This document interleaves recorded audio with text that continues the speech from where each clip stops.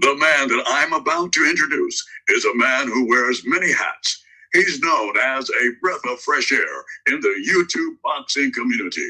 His voice has become one of the loudest voices in the community for his controversial but factual perspectives. Boxing fans all around the world recognizes him for his knowledge, credibility, credentials, and integrity in the business of boxing.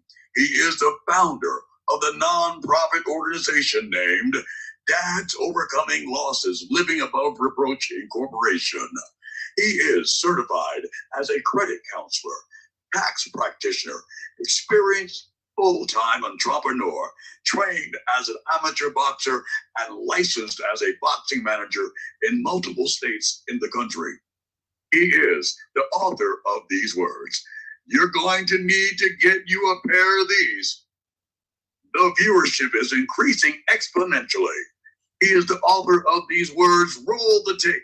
Ladies and gentlemen, members of the jury, members of the Roll the Tape film crew, I introduce you to the undisputed, undefeated, hottest manager on YouTube.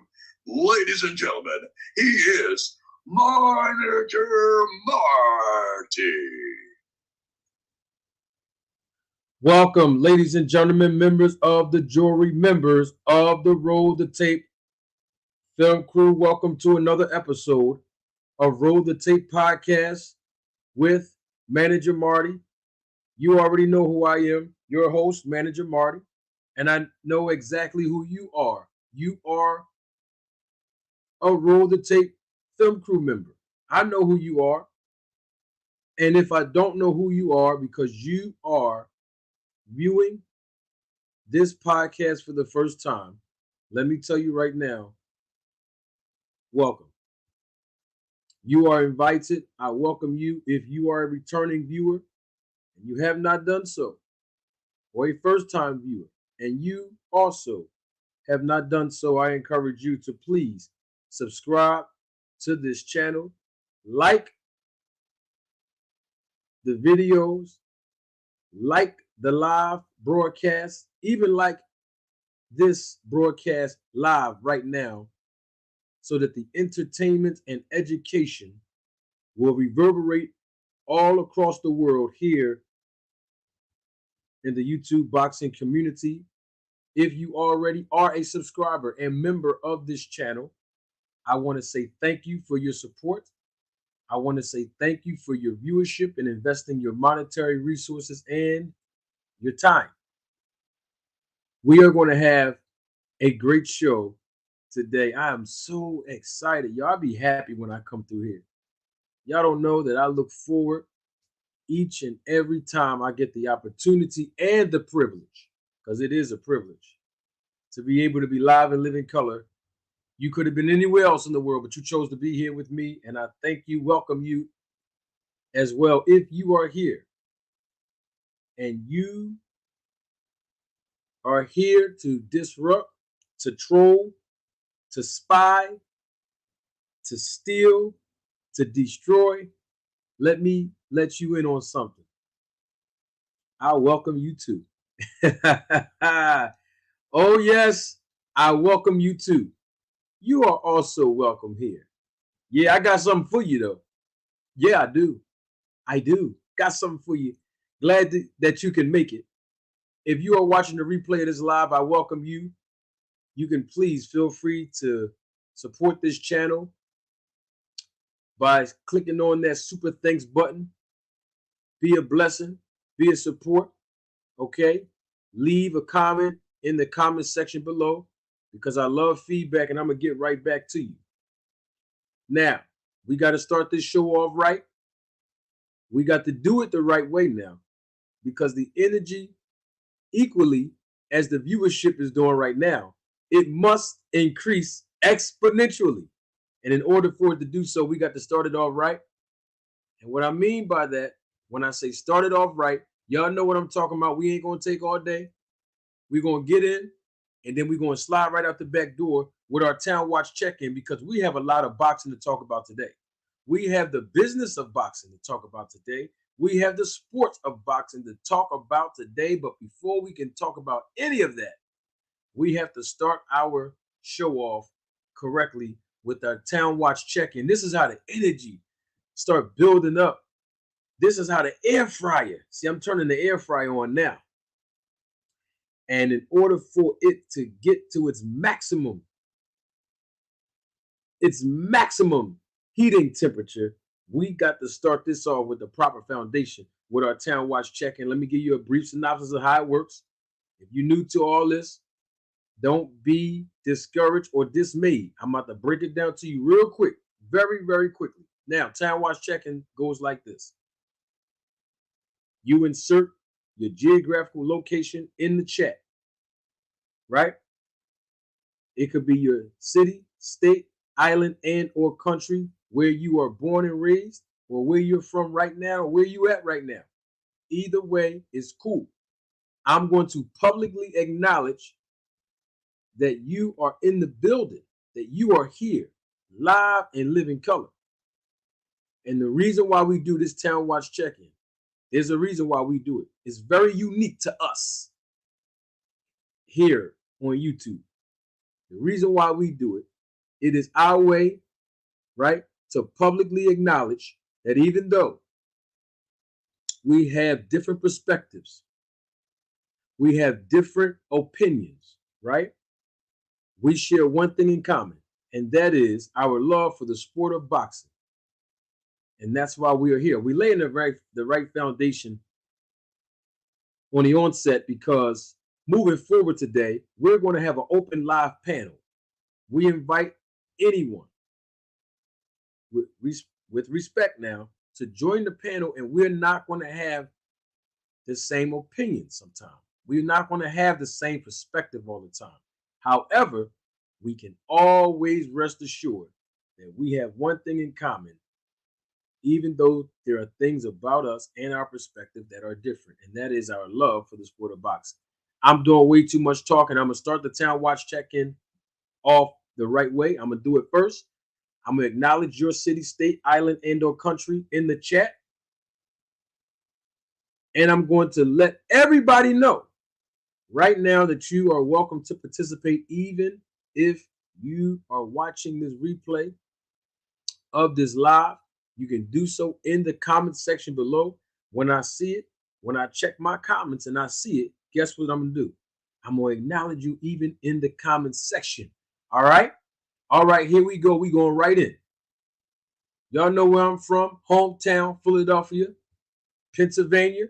By way of the DFW area, I represent the state of Texas as well. Most of you already know why. Yeah, it's one of my residential areas. I have to support both cities at the same time.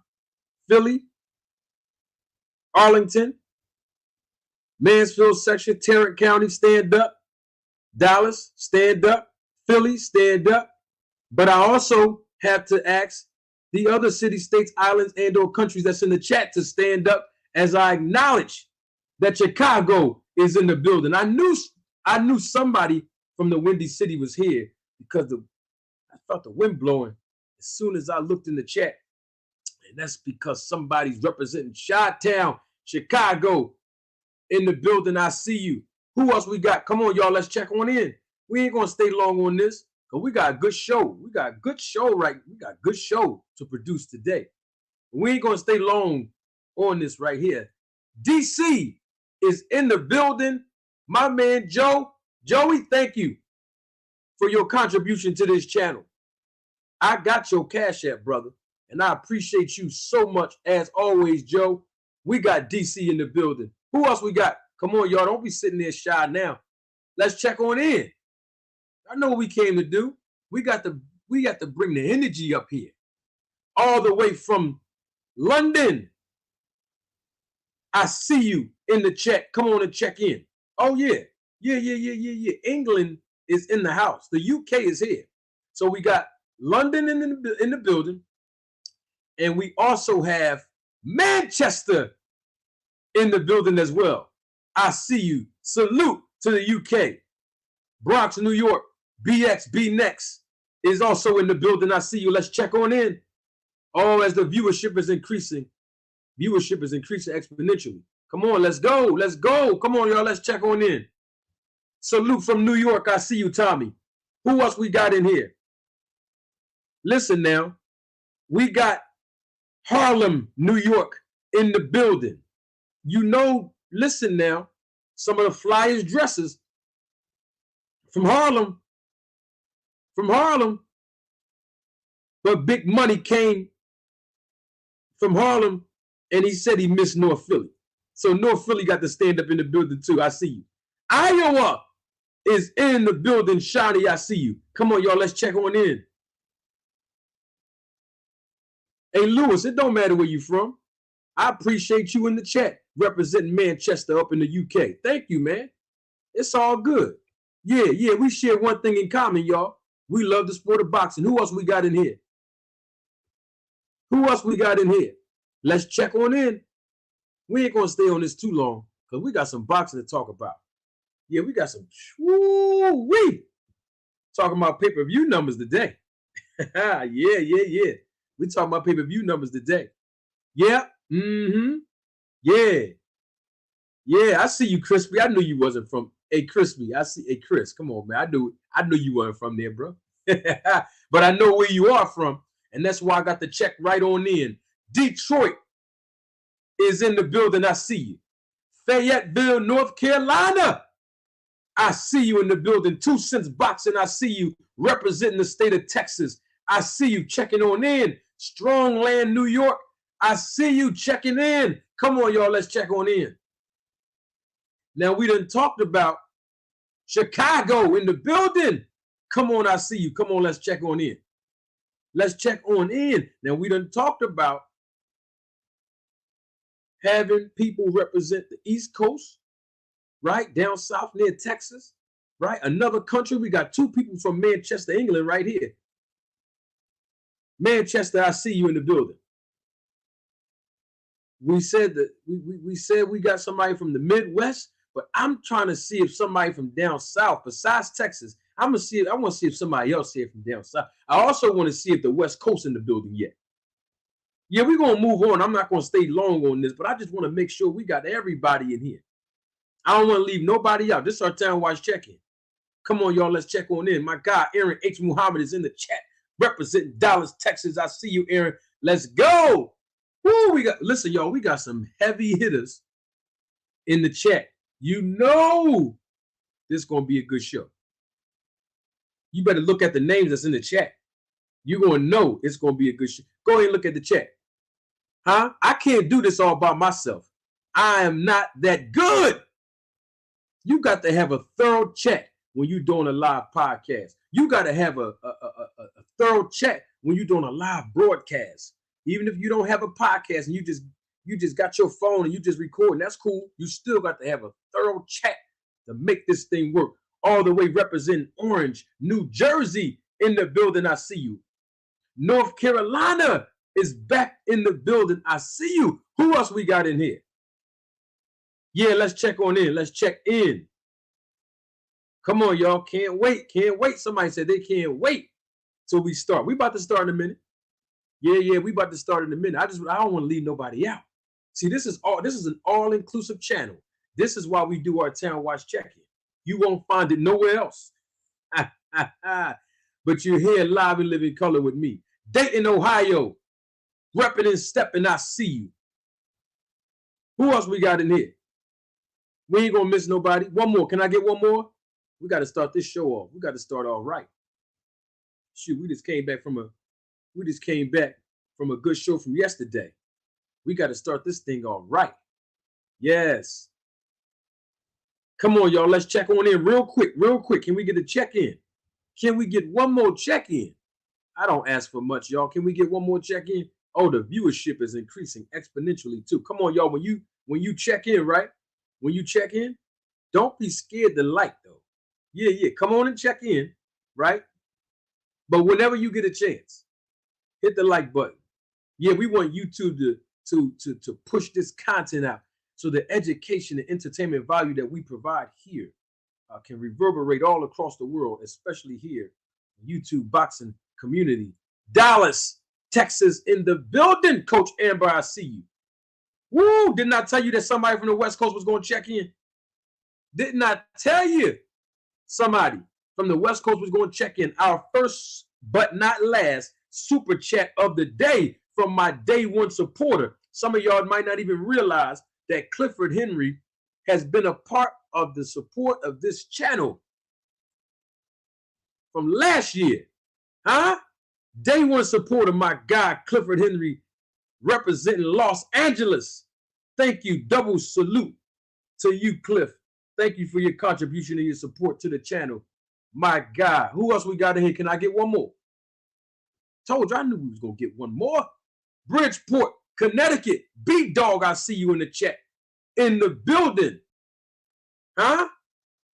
Let me say this real quick before we go to a quick commercial break. People have threatened me for a whole year on YouTube. All in my comment section. When I say threaten, I'm talking about in the comment section. Yeah, in the comment section. Yes, they did. I've heard people tell me 6 months ago that after the fight between Errol Spence and Terrence Crawford finally happened, man, they said I ain't even going to have a channel no more. Man, they told me, man, your channel is not even going to exist anymore. That's what they told me. And then when the fight date was officially announced, they told me then, they said, after July 29th, man, your channel ain't even going to be existing anymore. That's what they told me. I seen some of the comments in my comment section. I seen it. But we live and live in color right now on October 5th. And it's because of the Roll the Tape film crew members who support this channel. It's because of me having a thorough chat. It's because of you watching live and live in color, irregardless of your viewership. Let me tell you something. We got over 1 million views. I don't know if people forgot, but I know my chat didn't forget. I know the viewers that's watching me live and live in color didn't forget. The haters probably forgot. So we got to keep reminding the haters every now and then. We got over 1 million views, under 400 videos at the time, in under 1 year. So the haters were wrong.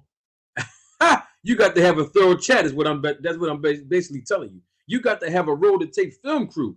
That's basically what I'm telling you. You got to have people that's going to provide their monetary contributions. That's what I'm trying to tell you. And we have all of that live and live in color right here.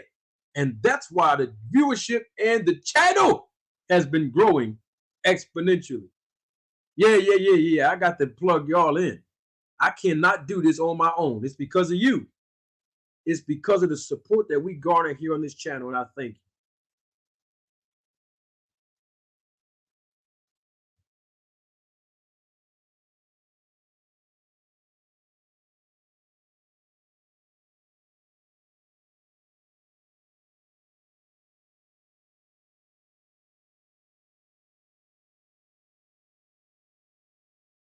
Woo! All right, now listen.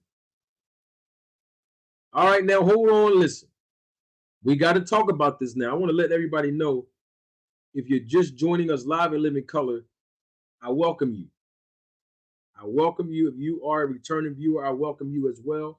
If you are watching the live right now on the replay version of this, I welcome you. We are going to have an open panel today. We need answers, and we got to talk about the sports and the business of boxing. The link is in the chat. I flew the kite out there. I flew it out. Yeah, it's in there. But what I got to do, if y'all give me 1 second, what I have to do, I have to make sure that I pin the link to the top. Yeah, I got to pin it to the top.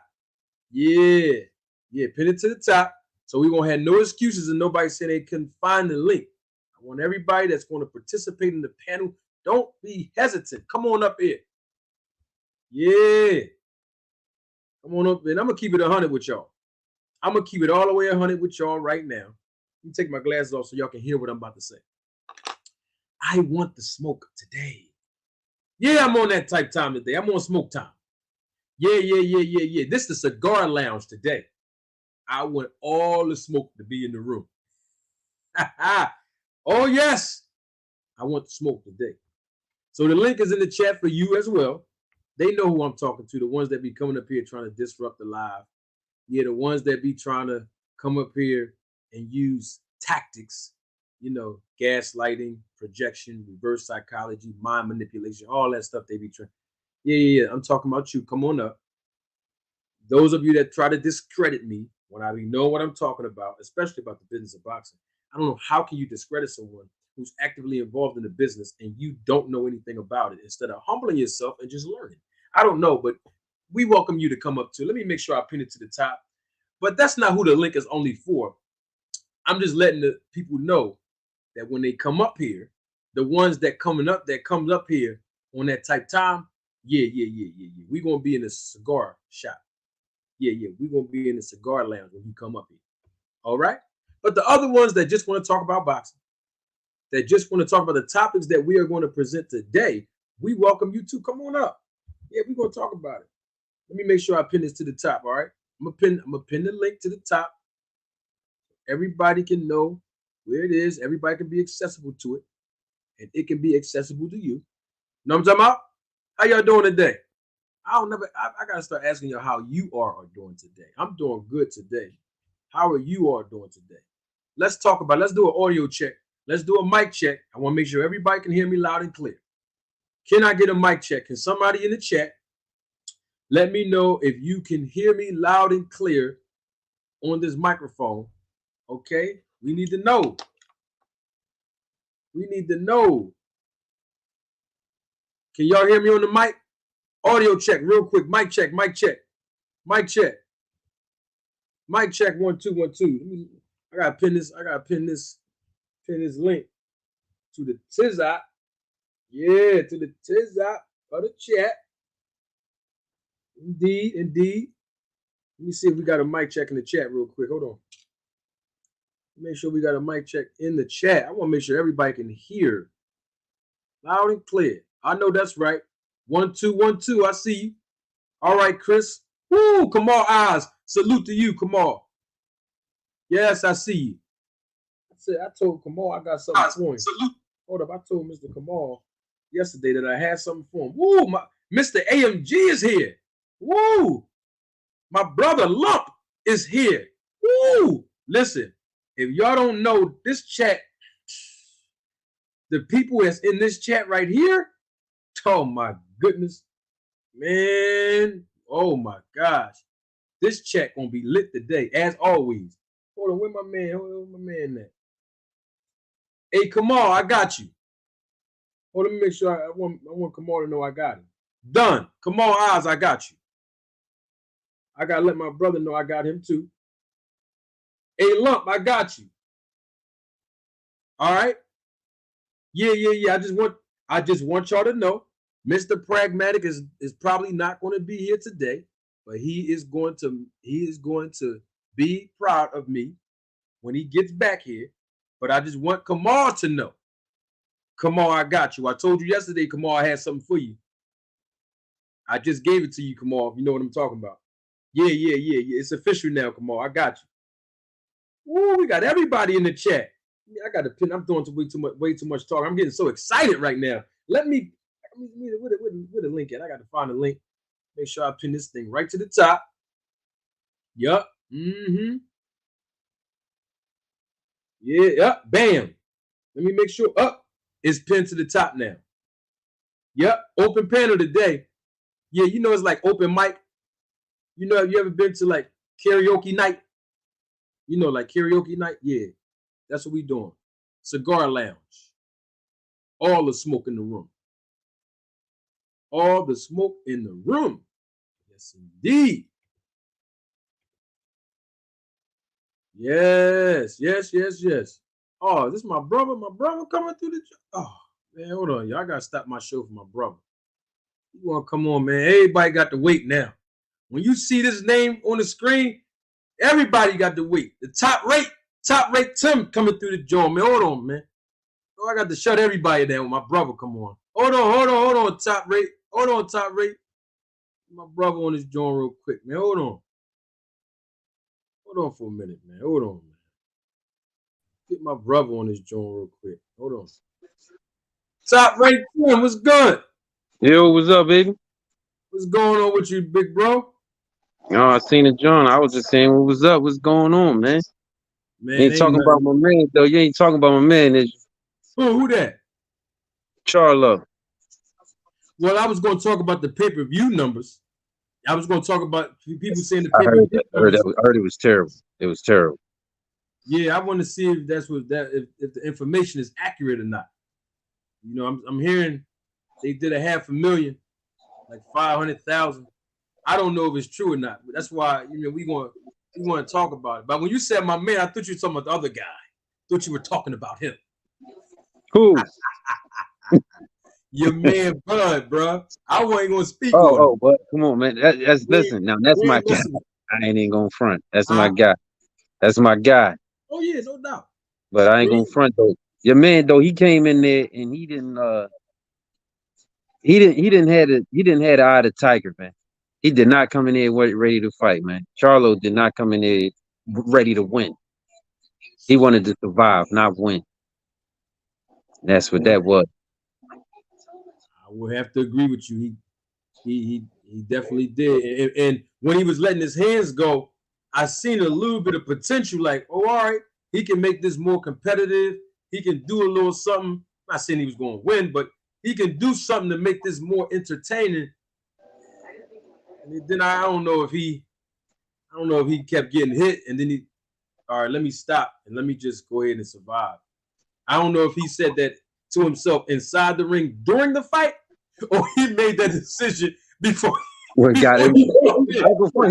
He looked super before he got into that ring. He looked super focused, like the way he was walking.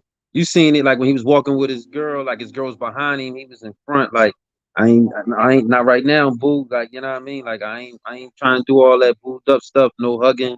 You know what I mean? I'm focused right now. He looked at super focused. He just looked at like he was ready to do something.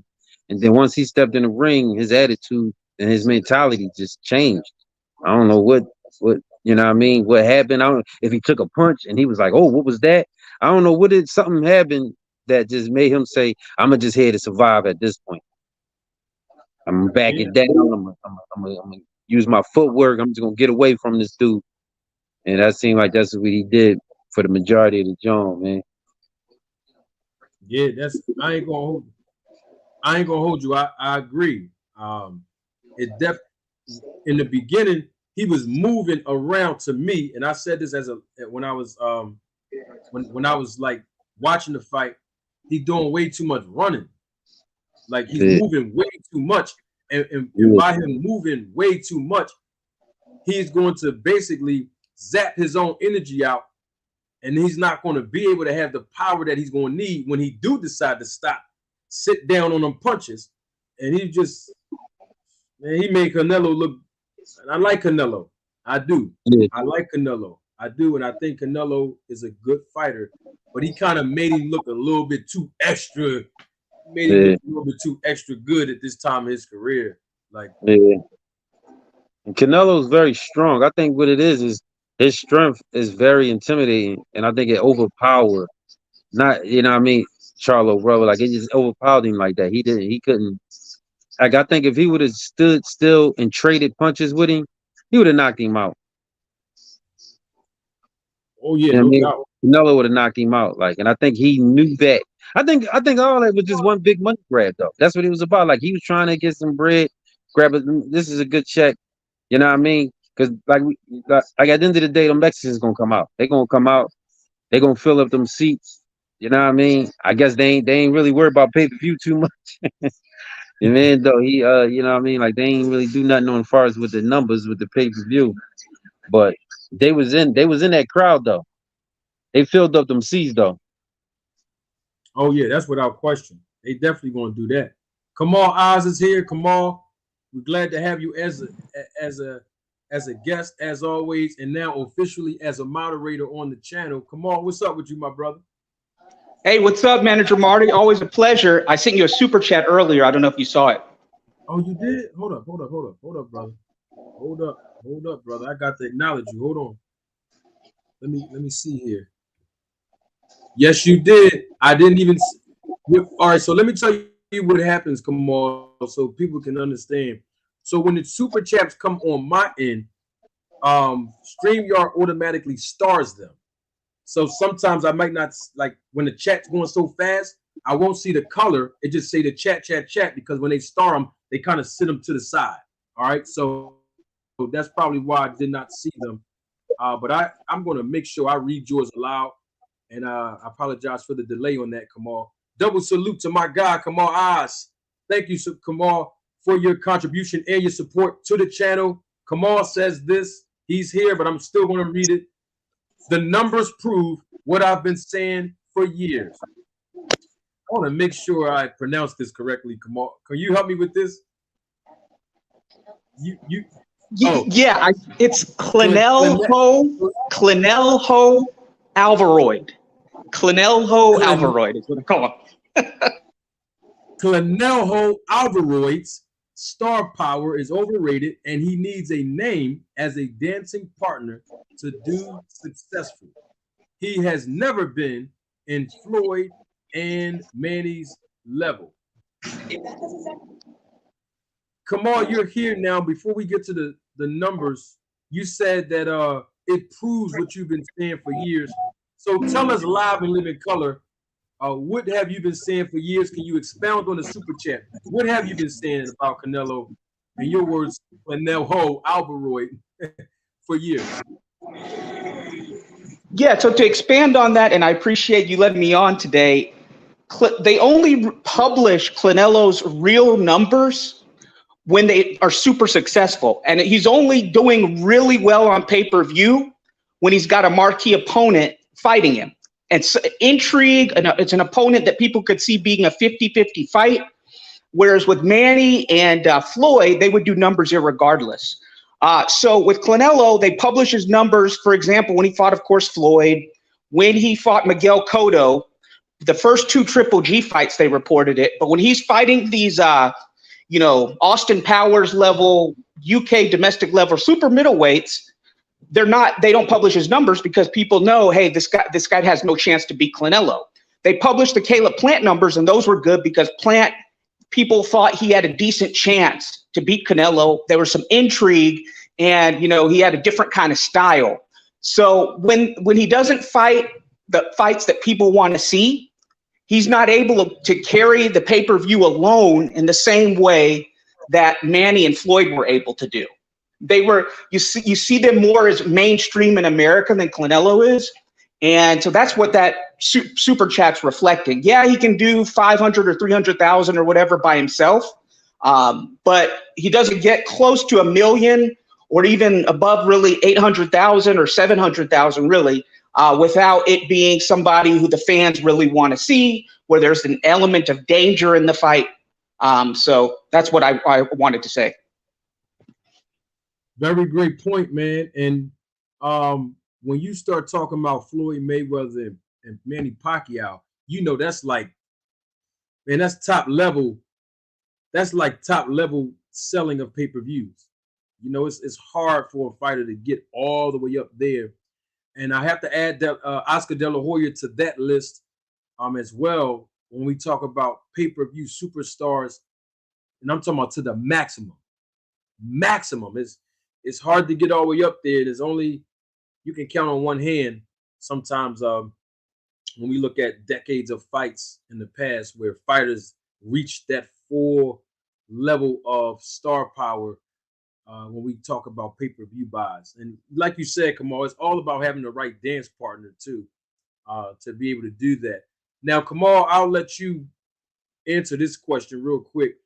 I know people reporting different numbers. I don't know who the source is. You know me, I always try to check the source instead of hearing through hearsay.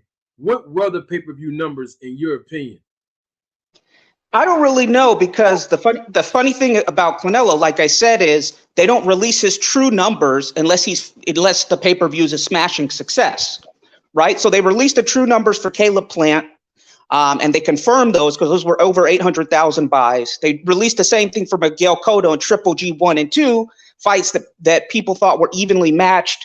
And he had a dance partner that people thought was going to put up a fight, basically. I've heard it did less than Spence and Crawford. I'm not necessarily sure on that. It seems like there was a lot less excitement and a lot less buzz for this than Spence and Crawford. But I wouldn't be surprised, honestly, because I don't know the numbers, but I wouldn't be surprised if they topped out at about 500,000 to 600,000, probably even lower than that, honestly, because you notice they didn't release his numbers when he was fighting, the Callum Smiths, the vegan Smith, his younger brother. He was fighting Rocky Fieldhand. He was fighting Triple G3. When he was fighting these guys on pay-per-view, they're not releasing the numbers that don't really make a smashing success. So, I mean, just generating the conversation and the talk on YouTube, even though some people tried to lift Jermell Charlo up and tried to lie to people and say that the guy was bigger than Canelo. Yeah, he's taller, but that doesn't mean he's bigger in terms of dimensions and weight, in terms of fighting at a higher division. He's taller, but so is Sebastian Fundora, 6'7", and he's a 154. So are we telling me that Sebastian Fundora can go up to heavyweight and beat Anthony Joshua because he's 6'7"? Okay, come on. People weren't talking about weight classes, really. And so I just know from the traffic that I've seen on YouTube, and again, it was not on the same level of excitement for this fight than there was for Spence and Crawford. But then again, like you said, this had a more, you had the storyline of being Mexico versus America. But still, just my thoughts, I think that, it disappointed, because if it had done really well, immediately you would have seen, like they did with Caleb Plant when he went over and became undisputed. That's just my thought.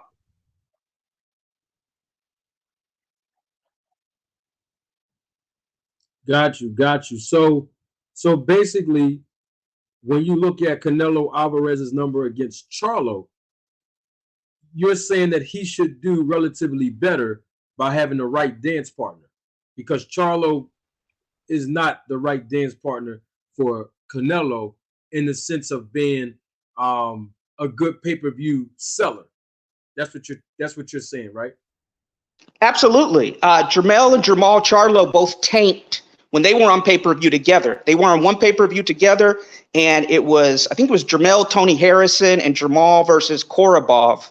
And that pay-per-view did abysmal numbers, and they haven't appeared on pay-per-view to my knowledge since then, except for Jermell when he fought Canelo. Yeah.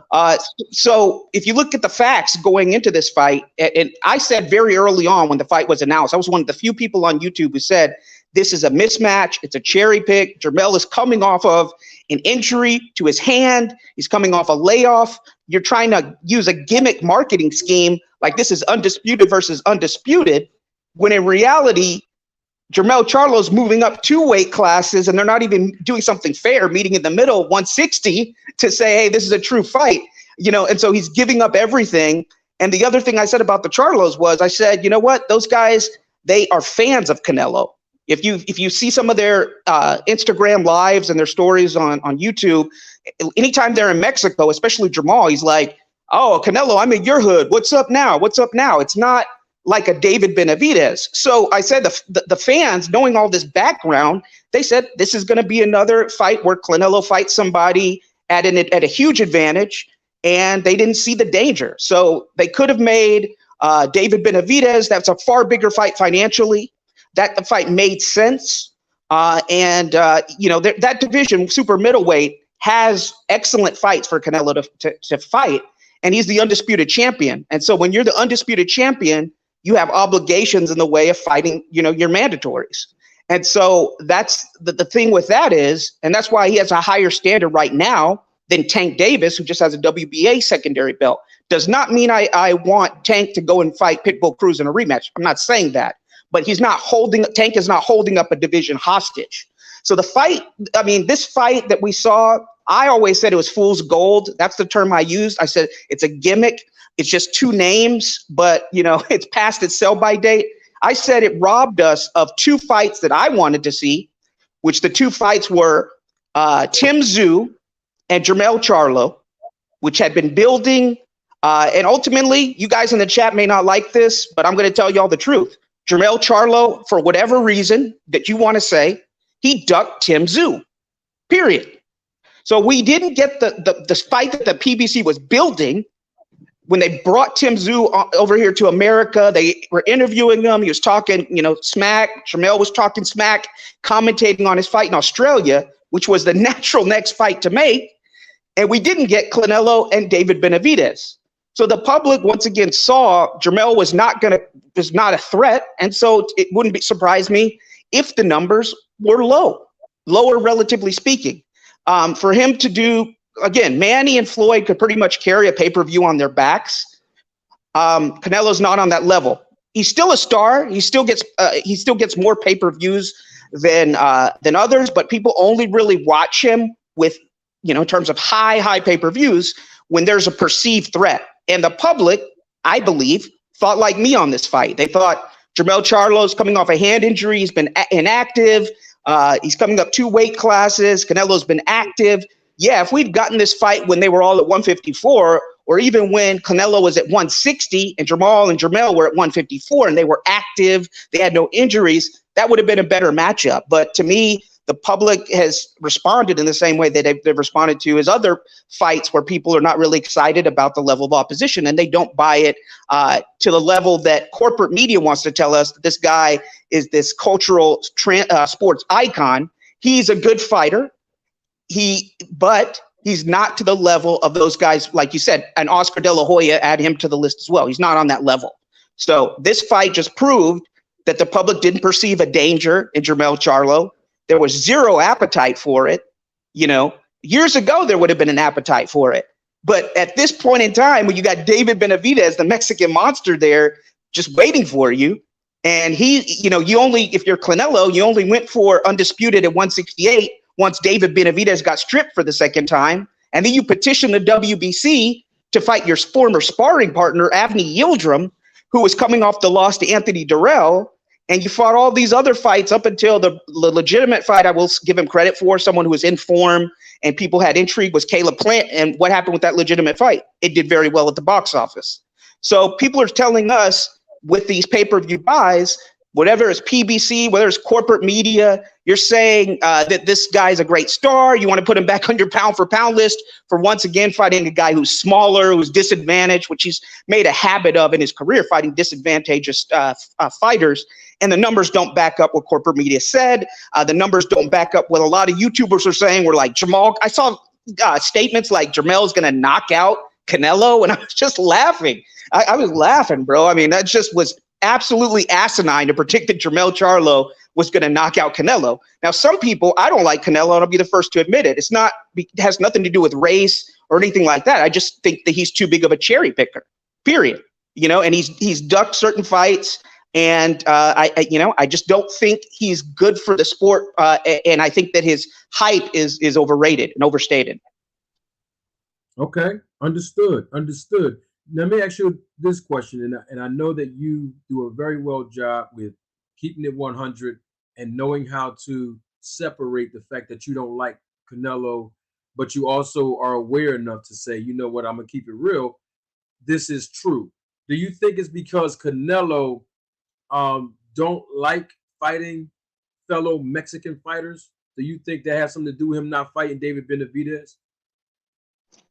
Well, he only said he wouldn't fight Mexicans after he beat, I think, Chavez Jr. So I think it's very convenient that at the time, Zurdo Ramirez was undefeated, and some people really wanted to see the Zurdo Ramirez fight, but he didn't fight him. And then he already fought Angulo, years ago. I think that the fact that he says that, again, proves that he doesn't have the same dog mentality that Floyd or Manny would say, because you'd never hear Floyd or Manny say, I'm not going to fight, in Manny's case, an Asian, a fellow Asian or fellow Filipino. You would never hear that. Or you would never hear Floyd say, why don't all these difficult fighters like David Morrell Jr. and David Benavidez fight, and then I may fight the winner, while I go and I feast on a bunch of UK domestic level kind of fighters that everybody knows I have the huge advantage over. So I think that's part of it. And again, with David Benavidez, he's an American, number one. He's not from Mexico, and he's half Ecuadorian, half Mexican. So Ecuador's in South America, as people know. So you can't use the excuse you don't want to fight Mexicans to use it on Benavidez now that it's convenient to try to say that after you've gotten, these cherry picks with Chavez Jr. and stuff like that. So I think that may be part of it. But again, people want to see competitive matches. And in a day and age in America, speaking, where boxing is really a peripheral sport, it's a niche sport. It's not on the level of a football. It's not what it was when Mike Tyson was on there, and Sugar Ray Leonard were on there. You're not going to make these fights for someone and then say that have corporate media behind it. But then when you and I look at the matchup and do the deep dive and see Jermel's activity level, see where he's at physically, we're seeing what Canelo's doing. The fact that once he became undisputed, he didn't have the appetite to satisfy his mandatories, but he did when those mandatories were UK level, straight effects, guys like John Ryder. So I think part of that hurts him because Morales and Barrera, we saw that those were great fights.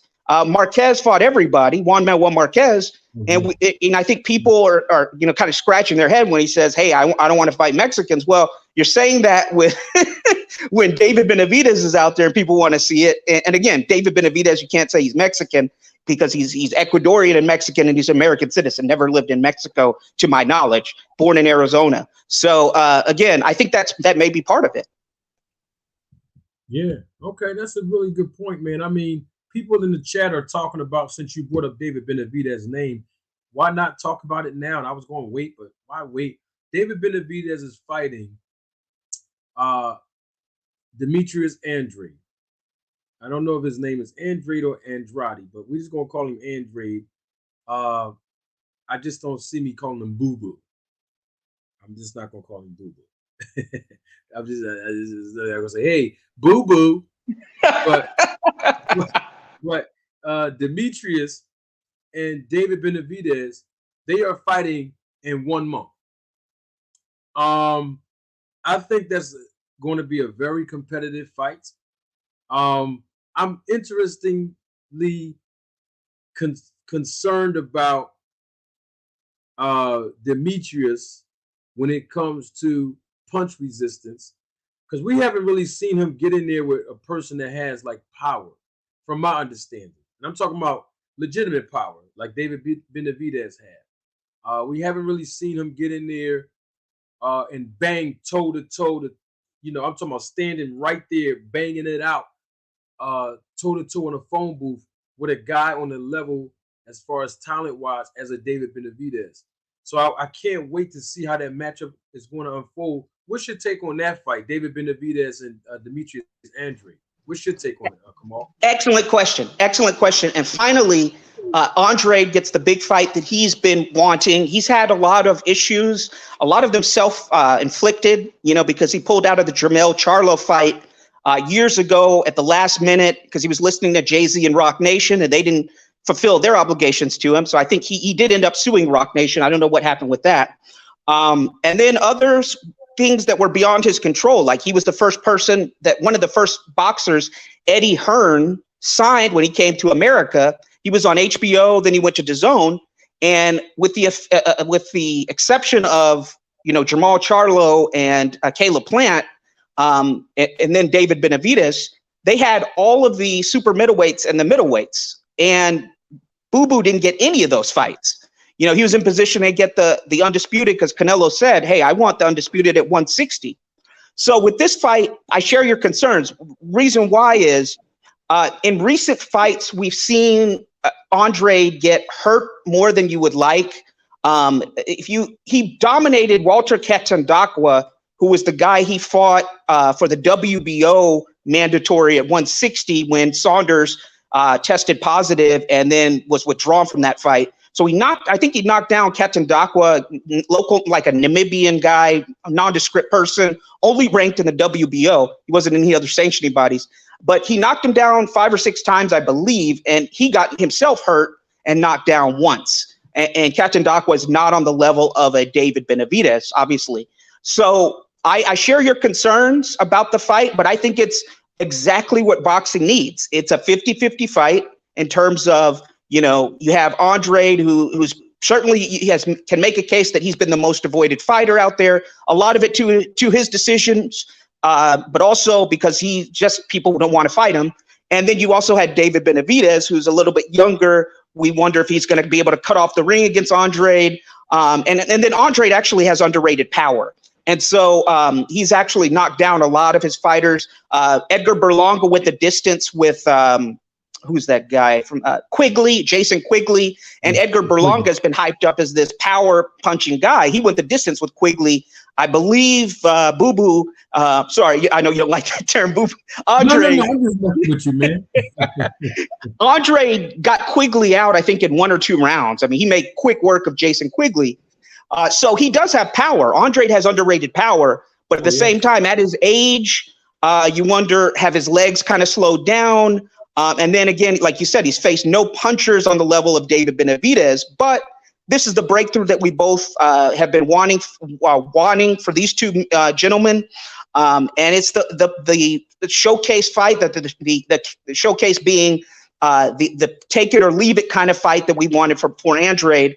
And I'm glad that Benavidez, he needs to be praised for making this fight. Andrade needs to be praised for making this fight.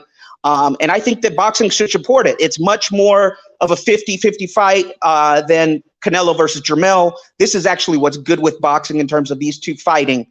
So I do lean towards Benavidez, but this is such a good matchup that I could see a way where Andrade wins. I just go with the guy who I think is one of the best at 168. And I think if you look at the landscape of 168, I think that Morrell and Benavidez are probably the only people at super middleweight that I can say definitely I would favor over Andrade. Everyone else I think is a toss up. And then what am I saying? No, I'm saying that I think that Andrade against anyone else would probably be a favorite, but I think that Morrell and Benavidez definitely you would say, hey, those are more 50-50 fights. That's what I want to say. Sorry, I tongue twisted myself. So, yeah, that's what I think. Got you, man. It's all good, man. You're more than welcome to stay up here if you want. Come on. The link is in the chat. I'm about to bring up something since we're talking about Benavidez versus Demetrius Andrade, who some may call Boo Boo. We got to talk about it. And I know that people are going to say, come on, Manager Marty, stop talking about it. But we're going to talk about it now. The link is in the chat. Come on up if you want to express your perspective on the topics that we're going to talk about and that we are talking about even now. Or if you just want to sit in the room with Manager Marty and basically sit in the room called what I like to call the cigar lounge, the smoking all that you might want. Now, we got to talk about it. Victor Conte, back in February of this year, his words, not mine. He said, and I was trying to find a picture that I saved inside of the StreamYard queue, but I think I deleted it, but I could bring it back up for those of you that discredit everything I say as if I'm lying.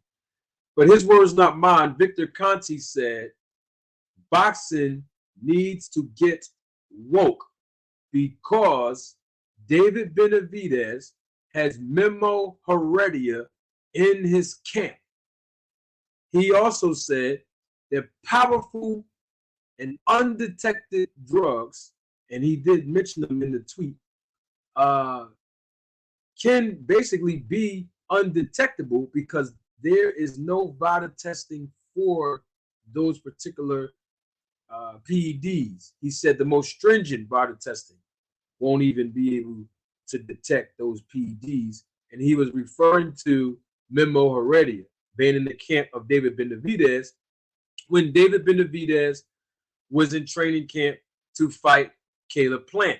We've seen how competitive the fight with Caleb Plant was. David Benavidez and Caleb Plant had a very competitive fight. Even the first 6 to 8 rounds was leaning more towards Caleb Plant. But of course, we saw the ending of the fight and the winner was David Benavidez. My point was, it was a competitive fight. Even if Memo Heredia was in the camp of David Benavidez, it was a competitive fight. Because why? Why was it a competitive fight? In my opinion, because Caleb Plant is on the snack program. And guess who else is on the snack program? You've guessed it, Demetrius Andrade. He's on the snack program. So now, even if David Benavidez, according to Victor Conti's words, not mine, even if he is training with Memo Heredia in his camp, a former, and I say former because that's the last time I know Memo Heredia, a former PEDs and steroid dealer. Memo Heredia, if he's in the camp with David Benavidez this time, according to Victor Conti, like he was in the Caleb Plant fight, well, Demetrius Andrade is in Victor Conti's training program, the snack program. So the fight's going to be a very competitive fight because both of these guys have, unfortunately, suspicious strength and conditioning coach. I'm not accusing anybody of anything, but I will tell you this, that everybody on YouTube, whether you like me or not, whether you disagree with me or not, there's one thing that I always say that everybody on YouTube must acknowledge and has already agreed with me thus far and acknowledge. The snack program, it works. And because it works, I believe that Caleb Plant did a good job in his fight with David Benavidez. And I believe that Demetrius Andrade is going to do a better job in this fight against David Benavidez. Demetrius Andrade. Did I say Demetrius? I meant to say Demetrius Andrade is going to do a better job than Caleb Plant in this fight. Just my opinion. Kamal, what say you, my brother? Yeah, I think I first of all, let me talk about Victor Conti. I don't respect anyone that does a crime and then sells out the people that he helped to get off less time. So I don't respect Victor Conti at all for being a narc. And he was doing wrong, and then he released the names of these athletes that he was helping so he could spend less time in jail. So to me, Victor Conti, I don't really respect him. And he's taking pot shots at Errol Spence too and stuff like that. And I would have to say this, man. I mean, Memo Heredia worked with Juan Manuel Marquez, who was one of my favorite fighters, top 5, one of my favorite fighters, of the past generation, and one of my top 10 of all time in terms of favorites. I'm not saying he's the best. I'm saying I love the way he fought, and I loved his attitude. So I will say this, man, with when it comes to Victor Conti, his accusations or whatever, you have to remember when Floyd fought Manny, he actually brought in Memo Heredia and Alex Ariza to work with him. Alex Ariza, of course, had a long-standing relationship with Manny Pacquiao. And we know Memo Heredia. And Floyd didn't test positive for any drugs. So I don't have any, hatred or anything to say bad about Memo Heredia or Alex Ariza. And I think that Victor Conti's a snake who he did his time because he sold out other people. And I think he has no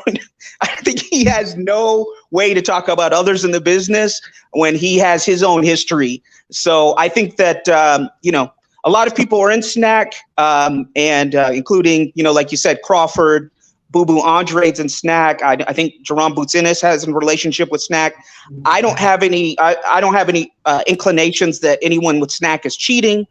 And I think that Victor Conti accusing other people of cheating is rich. So I don't really trust that guy. I don't like him. I don't like how he got out of jail early by selling other people out. I mean, to me, that's like a Tekashi 6ix9ine, man. Everybody with Tekashi, is in all this trouble, and he was like telling everybody, "This is the guy who killed this person. This is the guy," and he gets out of jail. So I don't like people like that, man. I really don't. But yeah, I think that again, if Andrade's legs if he's able to use his legs effectively, it's a really good fight. Because we have seen David Benavidez knocked down before. Ronald Gavriel, many people don't know this. In his first fight, he had 2 fights with Ronald Gavriel. The first one, I think, was a draw between David Benavidez and Ronald Gavriel, who was just a regular kind of fighter who was in the Floyd Mayweather gym. And then Ronald Gavriel actually knocked Benavidez down. And in the second fight, Benavidez destroyed Gavriel. So, there may be some concerns about, some concerns that maybe Andre could hit Benavidez and maybe knock him down. So Andrade has the power. I've always said, just like Floyd, Andrade has underrated power. So again, if one is using Snack and one is using Memo Heredia, it's no problem for me, because to me, like, I know where Victor Conti is. I know what he's done. I don't respect the guy, and I don't respect him, trying to be this, this public safety officer and say that he's out for the good of the sport. And again, Memo Heredia and Alex Ariza have been in the game. Floyd used them. And so to me, it's no big deal. I think if anything, either of them using who they're using is going to enhance their abilities. And I have no proof that either one is cheating, that either one is using steroids. So again, I would say that, again, it's a 50-50 fight, and I look forward to it. Yep. And back to that Gavril fight. Gavril did a wonderful job in that fight against David Benavidez. I personally believe that Gavril won that fight. I believe that. David Benavidez, he did not have Alex Ariza in his corner when he fought Gavril the first time. I'm referring to the first fight.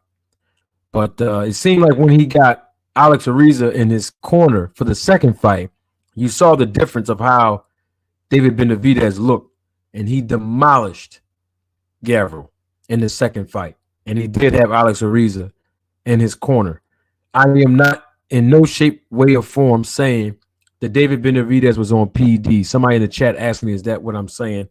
I am not saying that. I am saying that Victor Conti, he is the one who referenced Memo Heredia banning the camp of David Benavidez. And I am referencing that David Benavidez had Alex Ariza in his camp, just like Kamal just said, and we've seen the differences. And somebody asked a great question in the chat, and I want to make sure that I find out who that was. Oh, that was 2 Cents Boxing. Very good point from 2 Cents. And she said, why do boxers associate with these people and then wonder why they can't get fights? That's the main reason why these people cannot get fights, because the other fighters are leery of them when they have people like Victor Conti in their camp, people like Alex Ariza in their camp, people like Memo Heredia, in their camp, because of their history with the distribution and administering performance enhancement drugs in the sport of boxing. That's true. That's not even an assumption. In fact, you mentioned Juan Manuel Marquez. Juan Manuel Marquez has always been on my top 5 of fighters, especially from the Mexican heritage. But we got to keep it 100. He had Memo Heredia in his camp.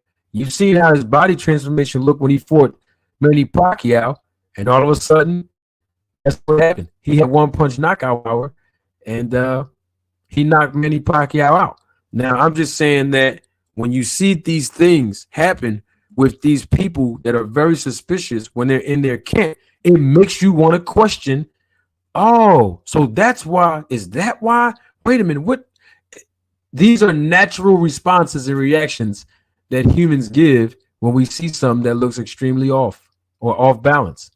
So, like you said, come on, we shall see. This is a 50-50 fight. And let's see what happens. This is probably going to be the last biggest fight of the year. This year, David Benavidez and Demetrius Andrade, Showtime pay-per-view. This is going to be both of their, I think, don't quote me on this, but I think it's going to be both of their second fights this year, right? I believe so. I think Andrade, did he fight that? He either fought late last year or early this year. Maybe it was late last year. I'm going to pull him up right now. Maybe it was late last year.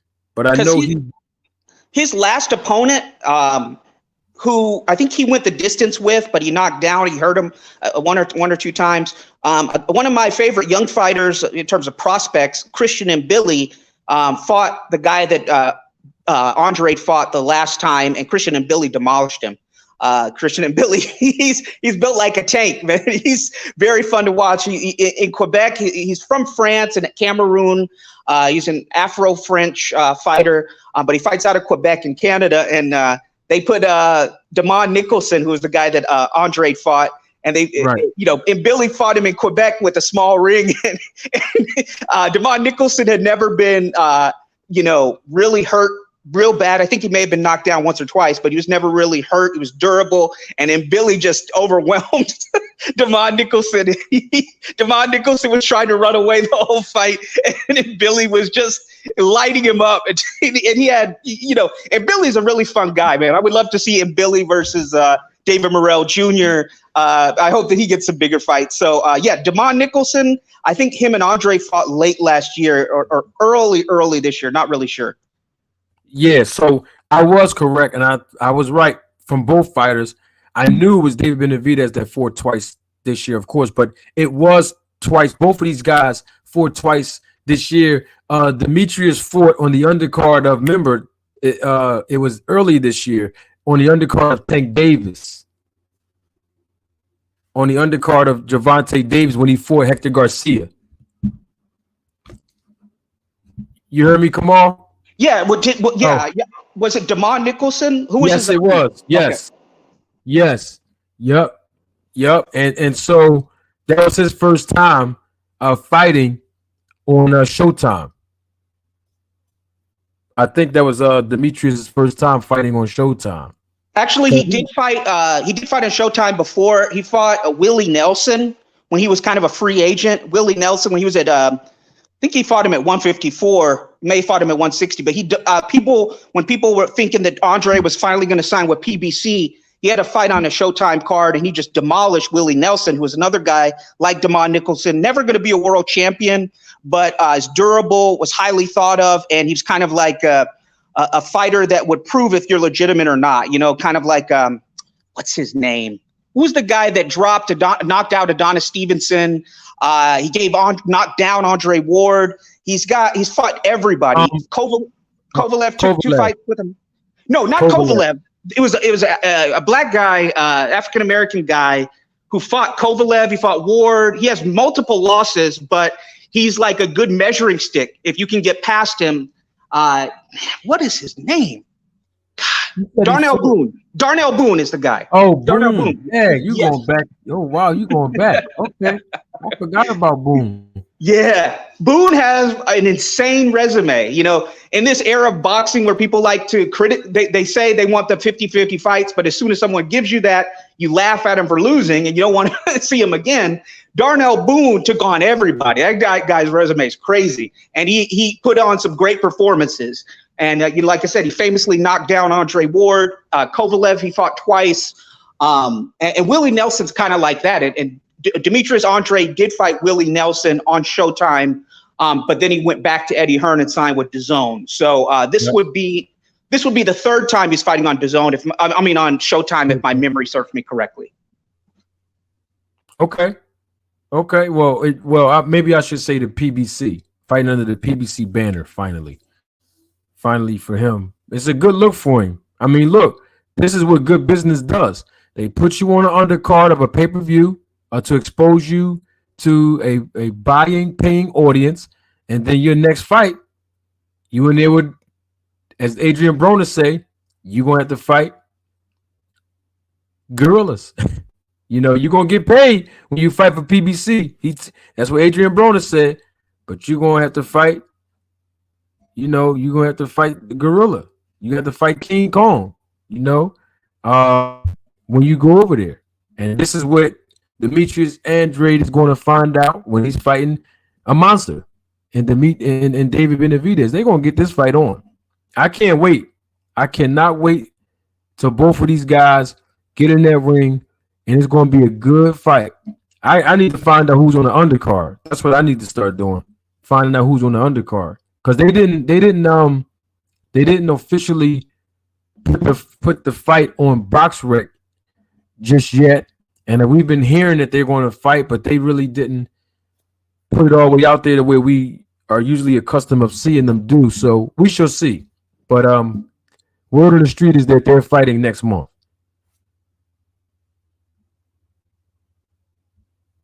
Just wanted to make sure I cleared my phone on that because I wanted to make sure, because I knew it was this year, but I also thought it was the end of the year, but I knew it was close. And oh, he's definitely gonna make weight. Somebody said Benavidez must make weight. Oh, he gonna make weight. Oh, if he got Memo in his corner, he gonna make it. And you know, if Demetrius, which I believe he will, he'll have the snack program in his corner. Both of these guys are gonna come in shape. Now, even if David Benavidez don't have Memo in his corner, I'm just saying that because that's what Victor Conte referenced back in February of this year. I don't know if he got him in his corner or not. I haven't seen him around. That don't mean nothing either, though, just because we don't see these guys around. Because like you said, you know, Victor Conte, he always want to be seen and heard. So he's always going to make sure you know he's around.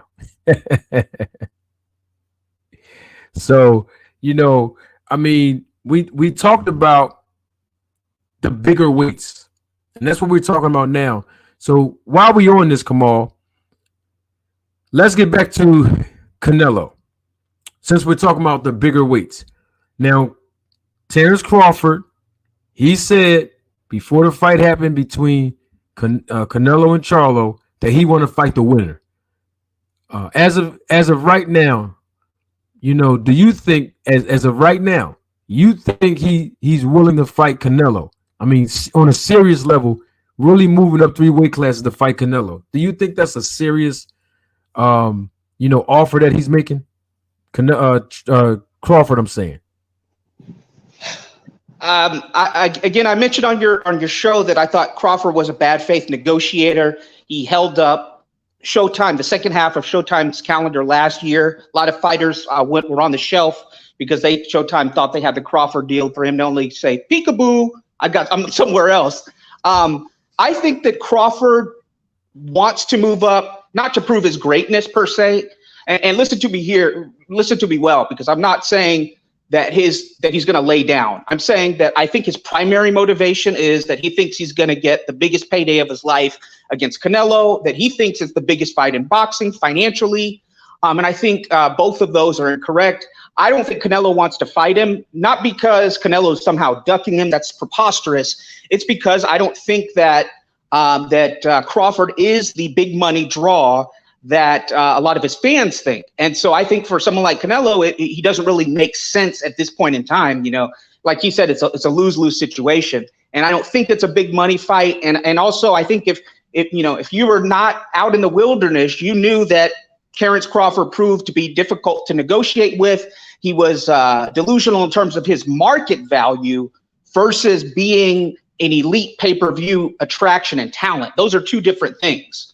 Okay, Vernon Forrest, when he beat Shane Mosley twice, Vernon Forrest didn't become a bigger commercial draw than Shane Mosley. And at the same time, Bernard Hopkins knocked out Oscar De La Hoya, and Bernard Hopkins beat Tito Trinidad. And both of those dudes were much more popular than Errol Spence is. And Bernard Hopkins never became a box office draw. So I think people are conflating, especially the big Bud buddies, what I call them, Bud buddies. Nothing sexual, nothing like that. It's a term. It says Bud buddies. Super hardcore fans of Bud Crawford. I think they're just conflating him being a great fighter with him having a market value that reflects what he thinks they are. So I think that Crawford would take that fight. I don't think he would lay down like Jermell, not even try. I think he would show up and fight. But again, I have no interest in seeing that. I don't have an interest in seeing Canelo fight somebody 3 weight classes down who really I think is taking the fight because they want to make a lot of money. And I think he has a different mentality than Jermell, but I don't think he has any hope of beating Canelo. And again, when you have in that 168-pound division, you have great fights for Canelo to fight. And the reason I'm on that, and I keep saying that, is because he's undisputed at 168. If he didn't have any belts, I wouldn't mind these. You know, I mean, personally, he didn't have all the belts and wasn't holding up the division, I wouldn't mind him fighting who he wants. So he has obligations, though, as saying that he's a king of 168 and he's undisputed. He has obligations to fight the other guys there. So let me just clarify that, too. But yeah, I don't see Crawford Canelo happening. I think the Errol Spence rematch will happen with Crawford. If you look at the IBF, they've been ordering, as they usually do, they've been ordering mandatories all in the past few months. We've seen Subriel Matias down at junior welterweight, 140, one of my favorite fighters to watch. He just got the IBF after Josh Taylor got stripped.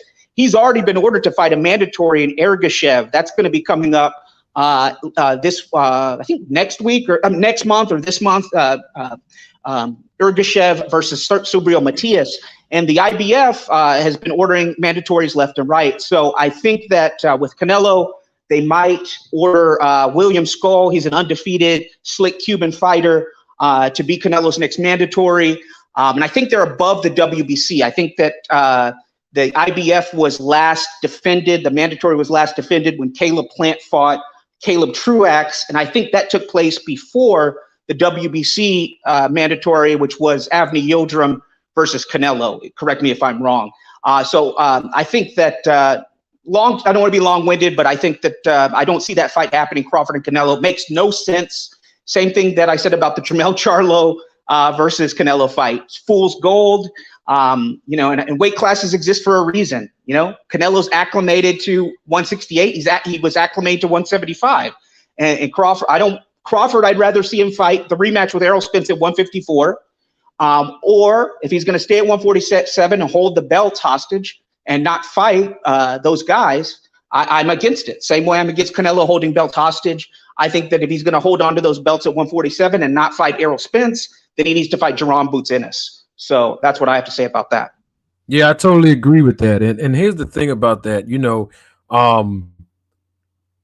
Canelo even said that he has no interest in fighting Crawford, right? Excuse me. And basically, it's for the same reason that Crawford is saying that he don't want to fight Boots Ennis, because he's claiming that Boots Ennis is not a draw. He's the A side and Jerron will be the B side. But that's the same thing that would happen if Bud Crawford fought Canelo. Canelo would be the A side, no question about it, and Bud Crawford would be the B side. I mean, it's no real interest for Canelo because Crawford is not a big draw. Now, the thing about all of that is this.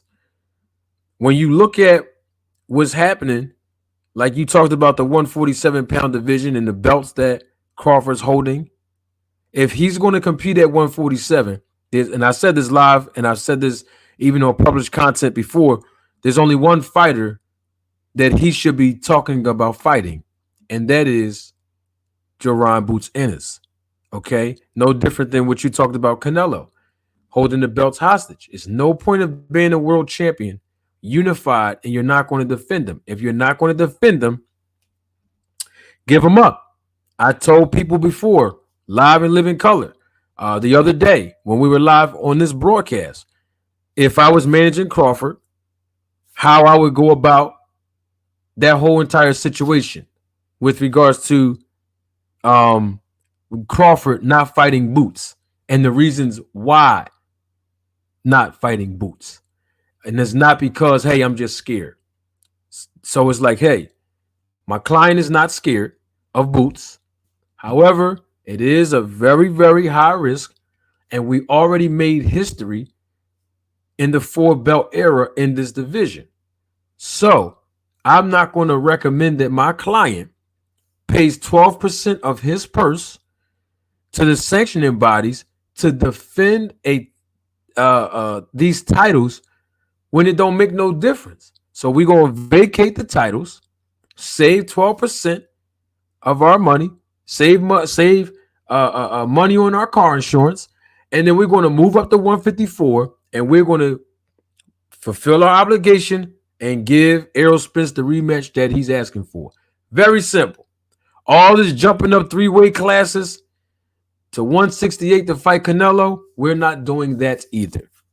Especially not even fighting at 154, not fighting at 160. In other words, is moving up strategically like my client Bud Crawford did when he was at the lower weights. He moved up each weight class individually, right? And it's the same thing, because now when you start talking about moving from 147, skipping past 154 to fight Spence, and moving straight up nearly 3 weight classes to fight Canelo, don't make no difference how much money you're going to get paid. It's another cost that you're going to have to be prepared to pay for. And that is the cost of suspicion. Because you're on a snack program and you moving up from right here, 147, and jumping straight up to 168. With no in-between tune-up fights at the lower weights in between 47 and 68. So to alleviate anyone having any suspicion, we're going to do it the right way. And to alleviate the backlash that's going to come from not giving Errol Spence the rightful rematch that he deserves, that's going to cause suspicion. We have a guy or a woman, don't know what the gender is, but the name of this individual that's in the background right now, I will not repeat the name. So 24, I'm just going to identify you by number 24 in the background. Please turn your camera on before I add you to the stream. I would like to make sure that you are who you say you are. And I say who you say you are, not based on the name that you put on this on the screen here, but that you are a human person and you're not a troll. So if you want to come on, I'll add you to the stream. 24 BJ24. Just show. Okay, you changed your name. Thank you. Juice 24. There you go. Juice 24. You just modified your name. Great. So Juice 24, turn your camera on so I can make sure that you are a live human. You could come on to the stream. All right, your camera is on. I see you. Okay, I'm going to add you onto the stream. If you want to turn your camera off like Kamal did, you could do so as well. I'm going to add you to the stream. We have Juice 24 here. Juice 24, can you hear me? Yeah, what's up? What's up, manager? How are you? I'm doing great, sir. Welcome to the Roller Tape Podcast. What's up, man? How are you? Oh, dude. Well, I was just listening to the conversation you guys are having. With regards to mandatories, I think that mandatories, this day and age, with like really like big box office fighters like Canelo, like Mayweather was, like De La Hoya, like I'm talking about the ones that are making the like millions and millions, right? With them, I don't know. I feel like the sanctioning bodies, they're more flexible because, they on the one hand, they want to see them fight, right? Like someone that's competitive, but then they also understand that the boxer is trying to make a fight where they want to make 30, 20 million on a fight that's attractive for the audience, right? So it might not be the number one ranked, by the sanctioning body who's up next for the title. It might be someone else. So, that's the feeling I get for like the big dollar fighters when it comes to ranked contenders and stuff. What do you think about that?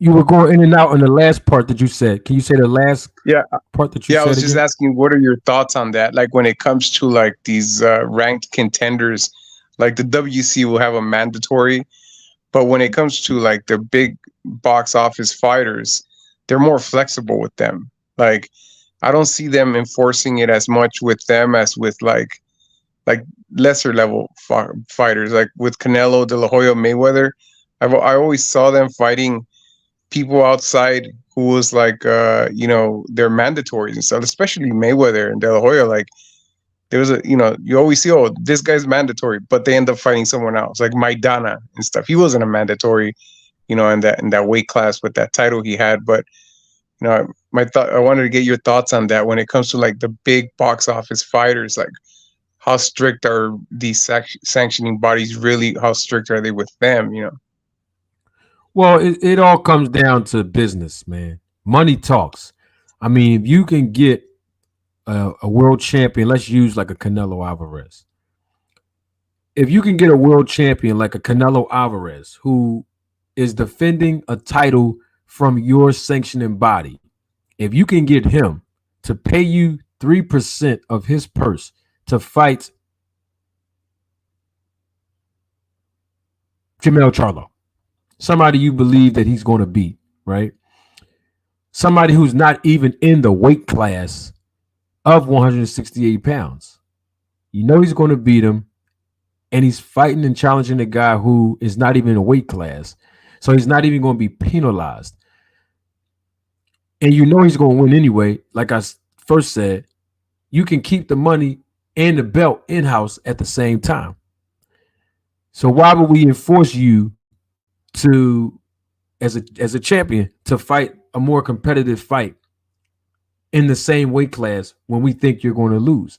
Now, the great thing about that is the reason why I brought up Jermell Charlo is because Jermell Charlo, he's going to make a pretty penny in his purse. And guess what's going to happen to 3% of his purse because he's challenging for the belt? Oh, he's going to have to pay the sanctioning body as well. And this is something that the fans of the sport of boxing do not know. If you are a day one supporter of mine and you're in the chat or you're watching live or the replay is live, you've heard me mention that almost a year ago when I put on the screen the sanctioning body's rules and how the pricing and all of that stuff go. And so the champion and the challenger for most of these sanctioning bodies will have to pay a percentage of their purse. The challenger most of the times is 2% and not 3%. The champion 3%. Some sanctioning bodies may say 3% for the challenger as well.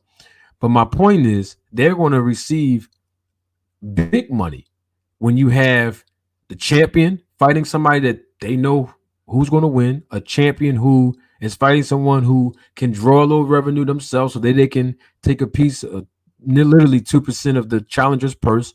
And on top of that, the belt's going to stay in the house after he wins. He meaning like someone like a Canelo. So now we could be assured that when he wins this fight, he's going to be the champion anyway. So now we can secure another payday moving forward in his next fight. And so that's how it works compared to, let's say, Canelo fighting somebody like an Uber driver. I'm just using that as an example. Or no, you know what? Let me stop saying Uber driver. How about like, let's say Canelo fighting a content creator. Some content creators, they can't fight. But anyway, so let's say Canelo fighting a content creator, right? Who may not generate the revenue that a Jermell Charlo can generate. Well, of course, they're going to still take, the 2% or the 3% of the challenger's purse. And I'm referring to like the content creator. But at the same time, it's not going to be as much as, a Jermell Charlo 2 to 3% purse, right? So it's all about the matchup. It's all about business, and it's all about making money and making sure that our champion, stays the champion, especially if they're a big time money generator like a Canelo Alvarez. So that's why when you talked about, sometimes these champions can be pampered. Well, hey, it's business. Money talks. And I got to also say this too, because I think this is as equally as important to illustrate my point. So yes, the fighters will have to pay a percentage of their purse to the sanctioning bodies for the actual fight during the actual fighting date. However, there are other fees associated to getting the fight sanctioned before the fight even occurs. All right. And those fees are not paid by the fighters most of the time. They're paid by the managers and the promoters. So the sanctioning bodies are making money way before the fighters even step in the ring, just to even secure the sanction of that fight and just to even attend the fight to sanction it. There's fees associated to that. And I will teach everybody about that with regards to the business of boxing at a later time. But I think you understand my point. Did I answer your question, Juice? Yeah, thank you. I appreciate that. I kind of had heard a little bit about how that works, but that was obviously more in detail. So do you think that Crawford should vacate the 147 and just fight at 154? Obviously, that's probably where the Spence fight rematch will take place. Obviously there's more. Charlo's another option there for him to fight, since it's really unlikely for him to fight Canelo. Yeah, absolutely. Absolutely. If Crawford's not going to fight Jerron Boots Ennis at 147 pounds, he needs to vacate those titles immediately. He's already made history. So it's really, honestly, keep it 100, there's really no point of even defending him. For real, for real. You're just holding him hostage at this point. There's no point of defending him. You're going to pay 3% times 3% times 3% times 3%. For each sanctioning body because you have all four belts. Why? Because that's what's going to happen. Crawford's going to have to pay those percentages to the sanctioning bodies when he defend the title. Why do that when you can save 12% of your purse and just vacate the titles and just move up to 154 and fight Spence in a rematch? I mean, because that's the most lucrative fight that Crawford's going to get paid the most. The most lucrative fight he's going to get paid the most is fighting Spence and fight him at 154. I mean, fighting Spence at 147 still does no justice. What's the point of fighting him at 147? Why? So the title's going to be on the line again, and you're going to still, once again, pay 12% of your purse. Why? See, I'm in the business to help fighters make money as a manager. So I'm not going to recommend that Crawford defend those titles and spend 12% of his purse for what? He already made history. Now, if you feel like you just want to have one defense on your resume of those titles, then you got to fight Boots Ennis. And if you're not going to fight him, then vacate the titles. Now, going all the way up to fight Canelo, I don't recommend that either. Because, if you just go all the way up there to fight Canelo, a lot of people are going to be suspicious. That's number one. Number two, why wouldn't you give Spence an opportunity to get his get back and get a rematch when he gave you an opportunity to even win the titles in the first place?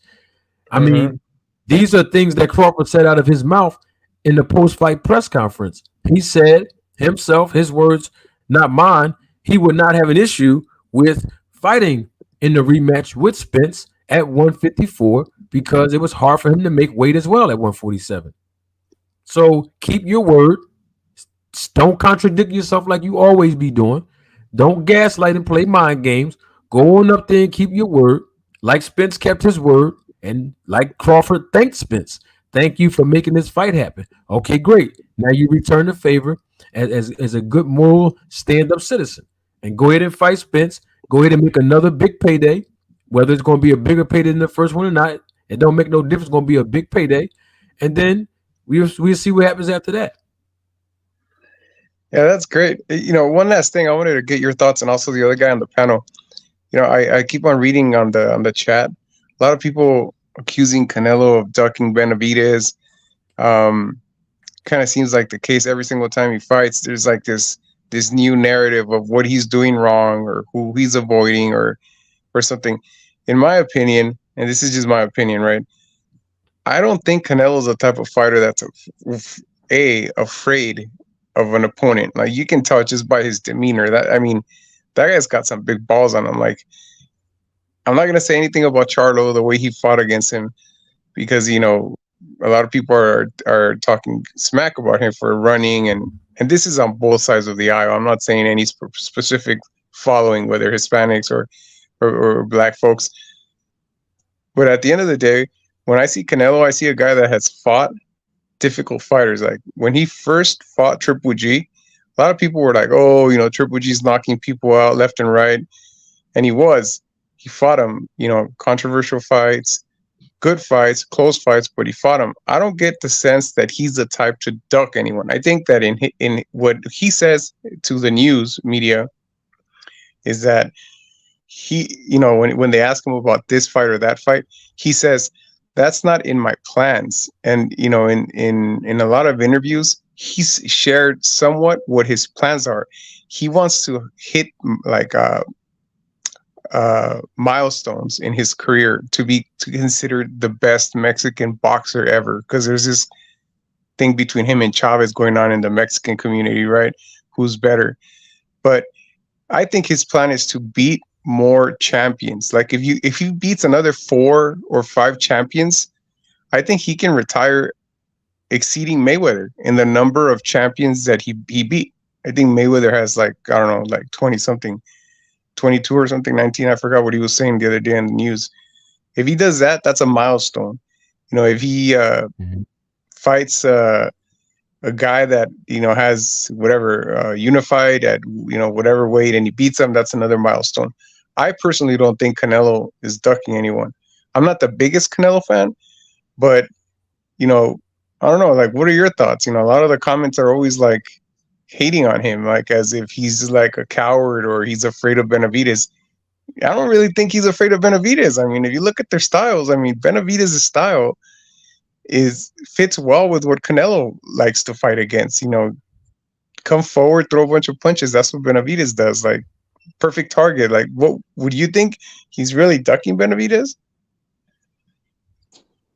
Can I answer that first, Well, Manager I Marty? think the person that's more qualified to. Oh, no. Look, I'm gonna let you answer it all, Kamal, because you do a great job, and I think you were alluding to a little bit of this earlier. So I think you should run it back again of the things that you were saying about Benavidez and Canelo. So I'll let Kamal take that one. Yeah. So number one, I don't think Manager Marty, and thank you, Manager Marty, he said that a fighter is scared of another fighter, and I don't use the term scared. So I don't want to have any straw man or anything like that in there. We both think that Canelo's a good fighter, but he does have a history of avoiding the fights that made the most sense at the time. When he was 154-pound WBC champion, he fought for a vacant belt against it was either Matthew Hatton or Ryan Rhodes. Two of those two guys were unranked welterweights, and they had done nothing to fight for a junior middleweight title. When he was fighting at 154, he fought Shane Mosley right after Shane Mosley lost to Pacquiao, again in a title fight at 154, and he fought, you know, Josecito Lopez, who was basically a 140-pounder who had moved up to fight Victor Ortiz at 147 and upset him because Golden Boy actually wanted to make Victor Ortiz versus Canelo. So his mandatory at that time was Vanez Martirosyan. And Vanez, the WBC made Vanez go through all these dangerous eliminators that really should have been Canelo's mandatories. And the WBC never designated Canelo to actually fight his mandatory Vanez Martirosyan. They just had So Vanez. He avoided the Armenian Absolutely. dude? Absolutely. He avoided him? Really? Absolutely. Vanez? It's fact. He avoided him. The WBC made Vanez the mandatory, and instead of Canelo fighting his mandatory, he's fighting welterweights as a 154-pound champion. Okay, they just didn't. And you have Vanez, who was doing the dirty work, and he was fighting dangerous opponent after dangerous opponent at junior middleweight. And instead of the WBC making or ordering Vanez to fight Canelo, what Golden Boy did is they sent Erislandy Lara over to HBO to fight Vanez Martirosyan and let Canelo off the hook. So when he was a 154-pound champion, he was fighting a ton of welterweights.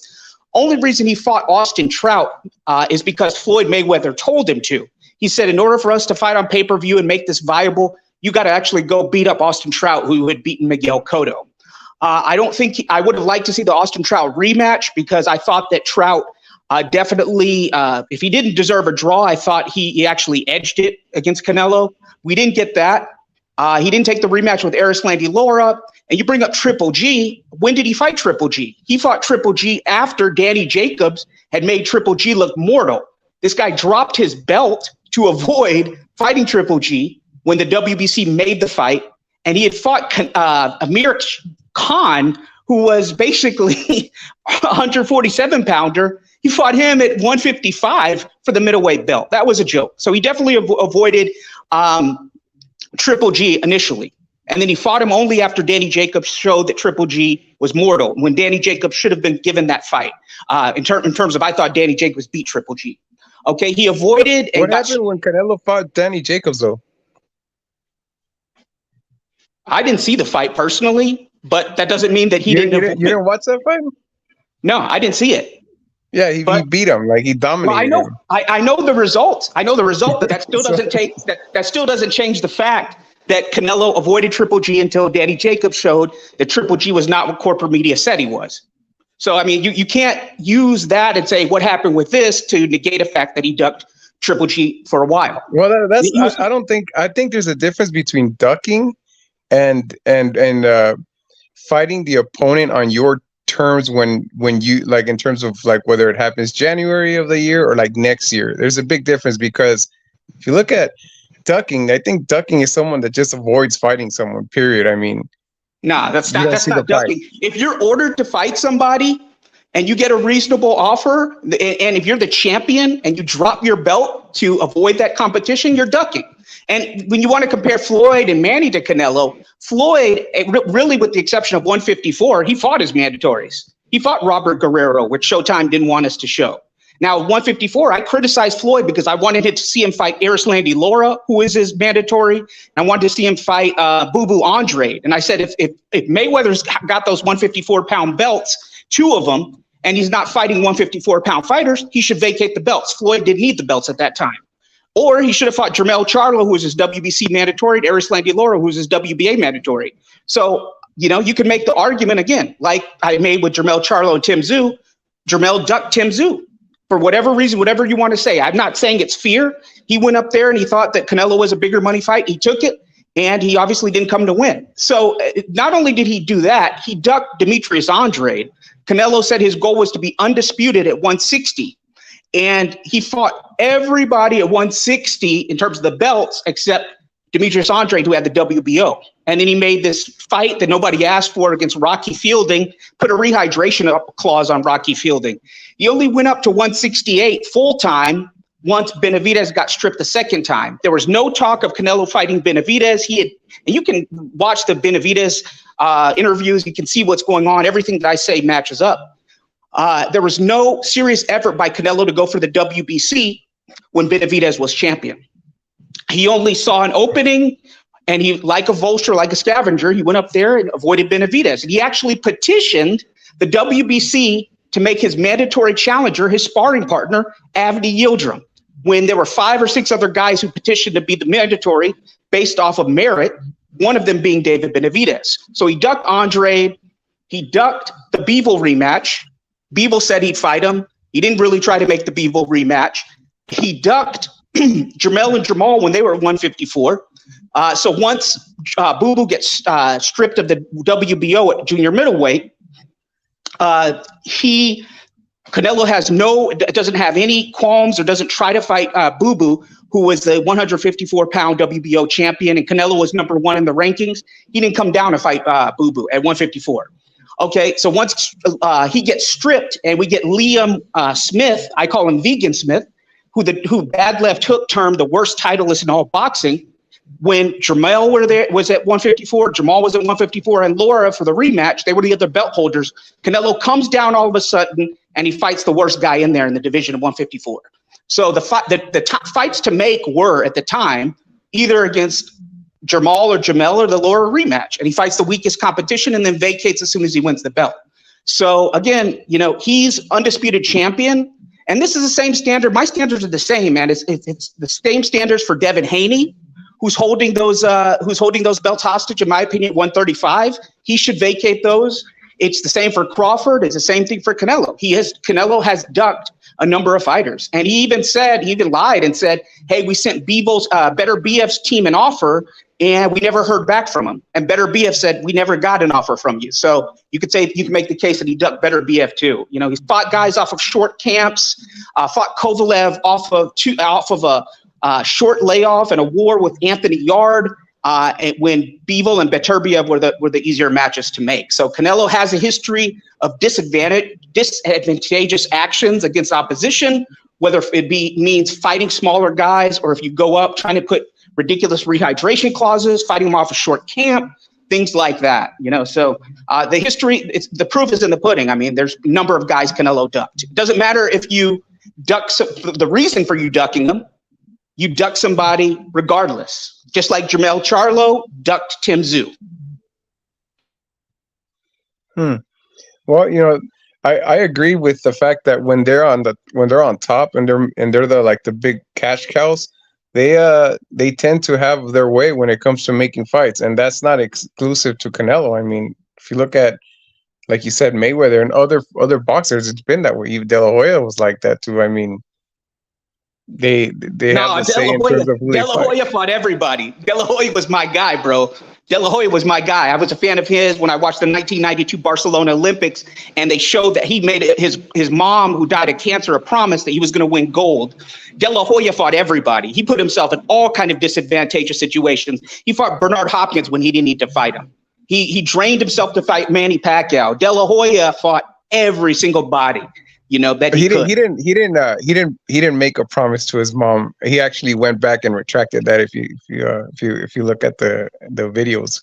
Okay, I hadn't seen the update, but what I remember from '92 was NBC made a story about how he made a promise to his mom that he was going to win the gold because she died of cancer. But what you're saying about Oscar is completely false. Oscar did not duck his mandatories, and he took tough fights at disadvantageous situations. Fought Felix Sturm, who was unknown in America, and I thought Felix Sturm got robbed in the De La Hoya fight myself. He didn't have to fight Bernard Hopkins. Bernard Hopkins brought nothing to the table for De La Hoya, but yet De La Hoya fought him. And again, with Floyd and Manny, those guys weren't ducking mandatories throughout their career. Again, the first mandatory Canelo has fought was his sparring partner, Avni Yildirim. The second was John Ryder. Okay, he got stripped of the IBF at 160 for ducking Serhiy Devranchenko, a guy that Von Lovkin ducked as well. Okay, so I mean, he has ducked his share of fighters. He has fought them at the most inopportune times, and he is not on the level of Manny and Floyd before they started doing all these diva moves, and they did 10 times the work that Canelo did, and they didn't take all the privileges and all the things that he's taken advantage of. So I tend to agree with your overall point that champions, big money guys, get more leeway when it comes to mandatory fights, but it's not true that Canelo's like Mayweather. Mayweather fought guys who were coming off record performances. He did fight.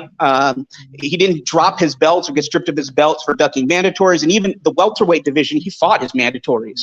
So I mean, he didn't fight his 154 mandatories, which I was among the only people on Facebook and YouTube saying that Floyd needs to fight Laura. Floyd needs to fight Jermell Charlo. These are his mandatories. And I said, when Floyd beat Manny, I said, go fight Kell Brook, be undisputed. He didn't fight Kell Brook. That was his prerogative. He didn't fight Kell Brook. So I definitely think that if you look at both of their careers, or all three of their careers, Manny and Floyd did a lot less ducking and a lot less maneuvering and a lot less disadvantaging and disincentivizing these guys who were on them. He fought James Kirkland. He said James Kirkland couldn't even use Ann Wolfe. That was crazy. Like Ann Wolfe, they had the HBO behind the scenes, and Ann Wolfe saw that James Kirkland was fighting Canelo, and she was really excited. She said, I'm ready. That's the fight we've been wanting for years. We felt like Canelo hasn't been fighting us. And then I never got a call from James. And then I see that James is training with some dude in San Antonio. And even Kovalev came out after the fight and said, fight me for real this time. Don't fight me with a rehydration clause off of a war with Anthony Yard in a short camp where I'm vulnerable. Fight me straight up. So do you think that Canelo is going to fight the winner of Andrade and Benavidez? I would hope so. That to me is the best case scenario. Again, I wouldn't be so hard on Canelo if he wasn't holding all those belts hostage at 168, and he doesn't need the belts. Canelo's beyond having belts. He's going to be a star regardless. So to me, do you think he can beat? Do you think he can beat either one of those guys? Just my question on your opinion. Yeah, absolutely. I think he can. I'm not saying that he will or he won't. I'm just saying that as undisputed champion, he has obligations in that to fight guys in his division. So he's got to fight, in my opinion, David Benavidez, who's been his mandatory. He's got to fight David Morrell Jr. He's got to fight Christian and Billy. He's got to fight William Skull. And if he doesn't want to fight those guys, then drop the belts. And if he wants to, I'm tired of these freak show fights, and I don't care who's fighting. I'm tired of these mismatches, these freak show fights where one fighter has a huge advantage over the other, and they're just cash grabs like Jermell Charlo Canelo was. But if you want to make those fights and you don't hold any belts, then I'm not going to hold you to a standard. Okay? Like Gervonta Tank Davis, some people like to say, well, Tank's not fighting anybody. But is Tank undisputed at 135? Does he have those obligations? So if the moment he does, let's say Tank fights Haney and he becomes undisputed 135, I'm going to be demanding that he fights everybody at 135. He fights his mandatories. But at the same time, he's not holding up a division the same way that Canelo is. So the standards, the rules and the regulations are definitely different for two guys in two different situations. If Crawford wants to go up to fight Canelo, I think Crawford should go in there, earn it, go up there, fight David Morrell Jr., beat David Morrell Jr., and then earn your mandatory the proper way. Don't go there looking just for an easy cash grab against Canelo. Either way. Interesting. Thanks for your input.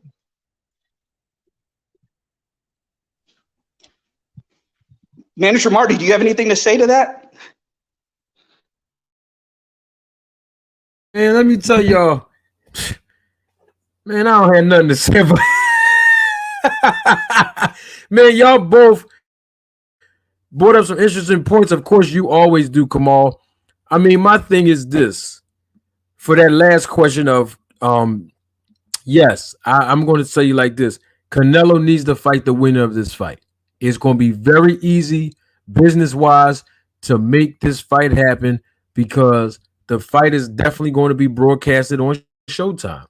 So that cuts out any business disputes when it comes down to the networks. We're not talking about Andrade on DAZN and then Canelo on Showtime. Right? So all these fighters that we're talking about, the three fighters we're talking about, David Benavidez, Canelo Alvarez, Demetrius Andrade, they all fight on Showtime under the PBC banner at this point. So it will be a very easy fight to make.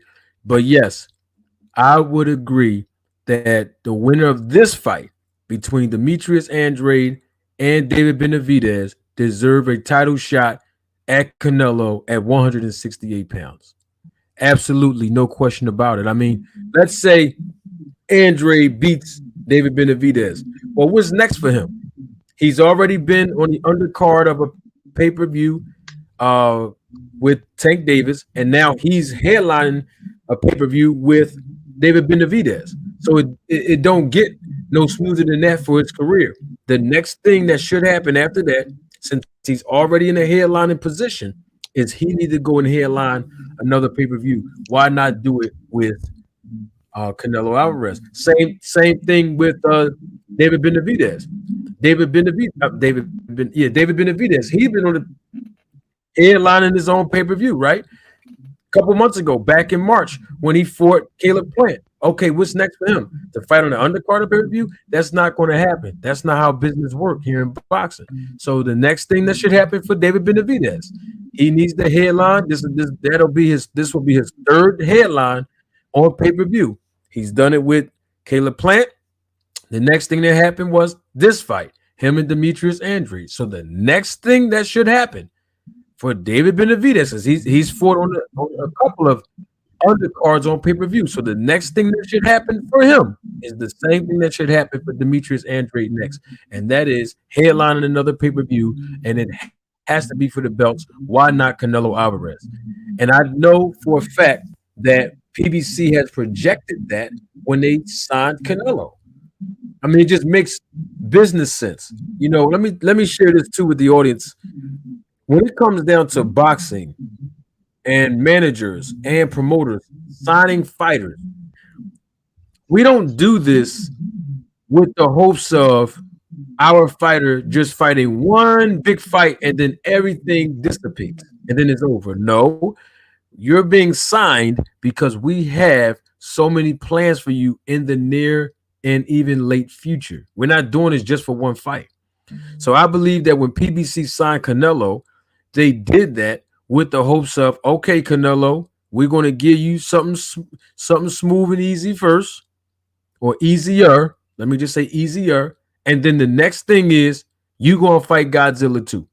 And Godzilla going to be one of our guys that put the work in under our promotional banner, who put the work in. And when I say banner, I'm talking about PBC. I am fully aware that Samson promotes David Benavidez. I'm just saying under the banner of PBC, who have been exposed to a pay-per-view audience under our pay-per-view banner time and time again. So why not introduce you to David Benavidez? Bam, make that fight happen. Okay, let's say Demetrius Andrade beat David Benavidez. Okay, it's still a win-win situation. Guess what? He beat David Benavidez. So why not him getting a shot and an opportunity after he beat the monster? Now he got to fight you next. It's just good business. And so, yes, the winner of this fight deserves a unified title shot with Canelo Alvarez. No question about it. All right, Manager Marty. If Canelo doesn't fight the winner of these guys next year on Cinco de Mayo, I'm going to personally burn my Canelo bed sheets and pajamas. Just throw them away and torch them. Wow. He's the only fighter you got? I ain't going to go there. It's my favorite ones. No, I'm just kidding. All right, man. Thanks a lot. Appreciate it. Thanks to the other dude. Come on, whatever his name is. Oh, I wanted to ask you something before you go, man. You really got Canelo? You really got Canelo Alvarez pajamas, bro? No, I'm just kidding.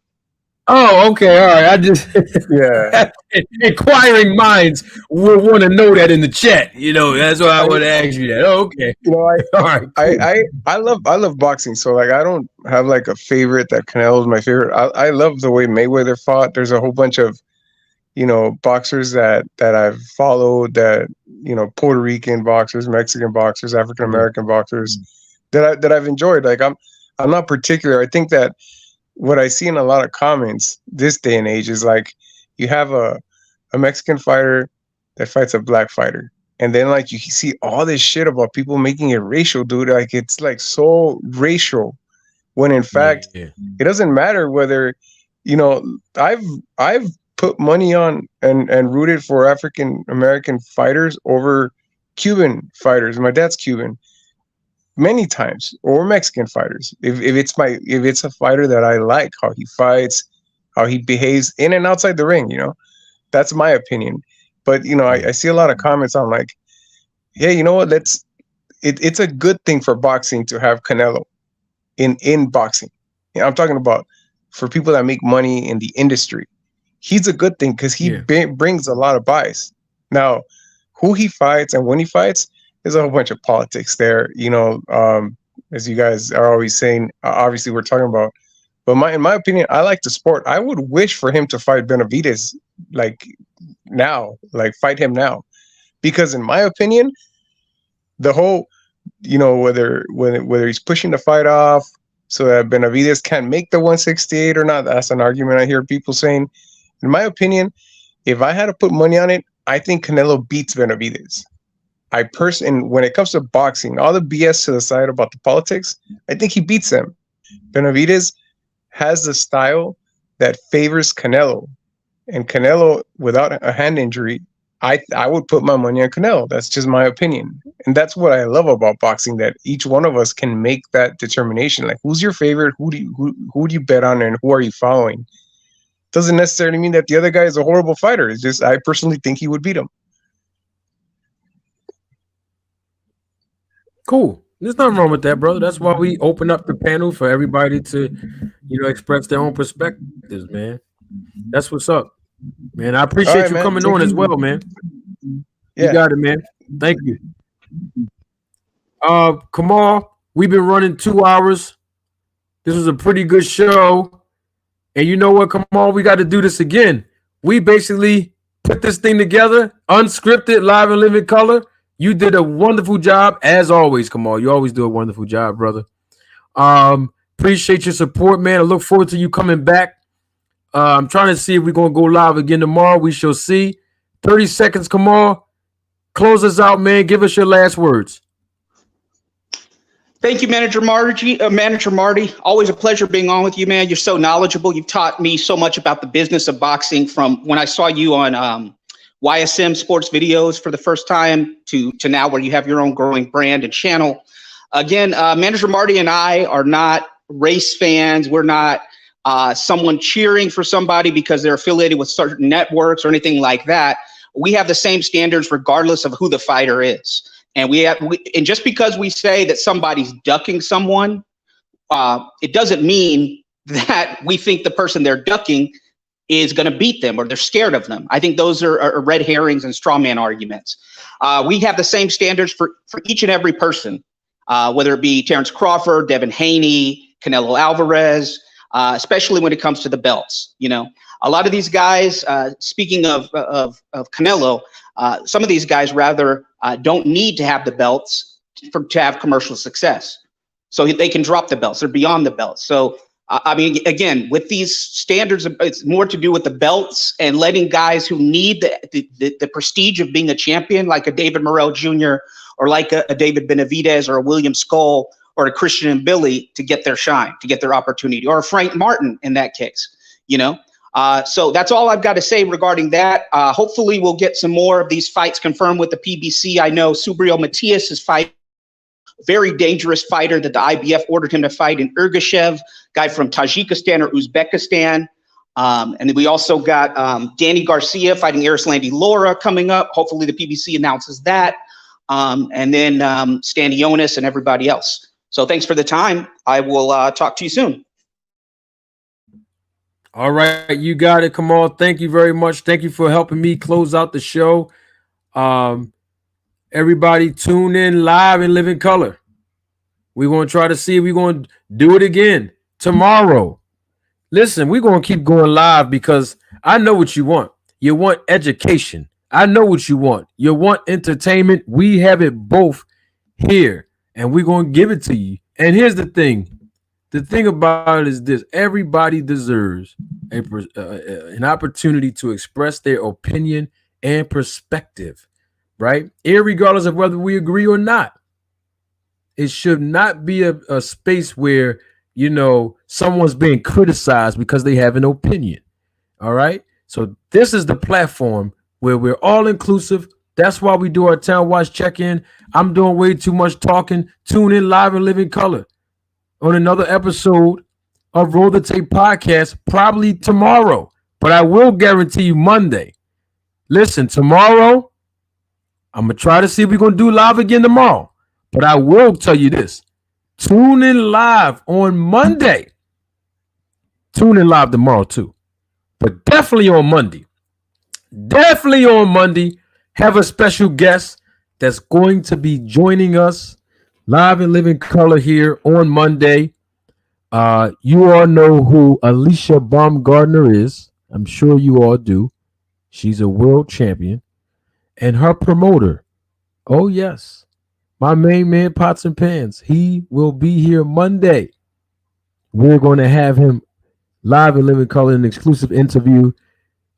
Alicia Baumgardner's promoter, he promotes other fighters as well. We'll have him express all of that when he comes here Monday. But please make sure y'all come tomorrow if we have a live tomorrow. But definitely on Monday. But anyway, I'm doing way too much talking. Thank you for your viewership. Thank you for your time, your contribution of your time and your resources. I appreciate you, and I'm doing way too much talking. Don't take my word for it. Roll the tape.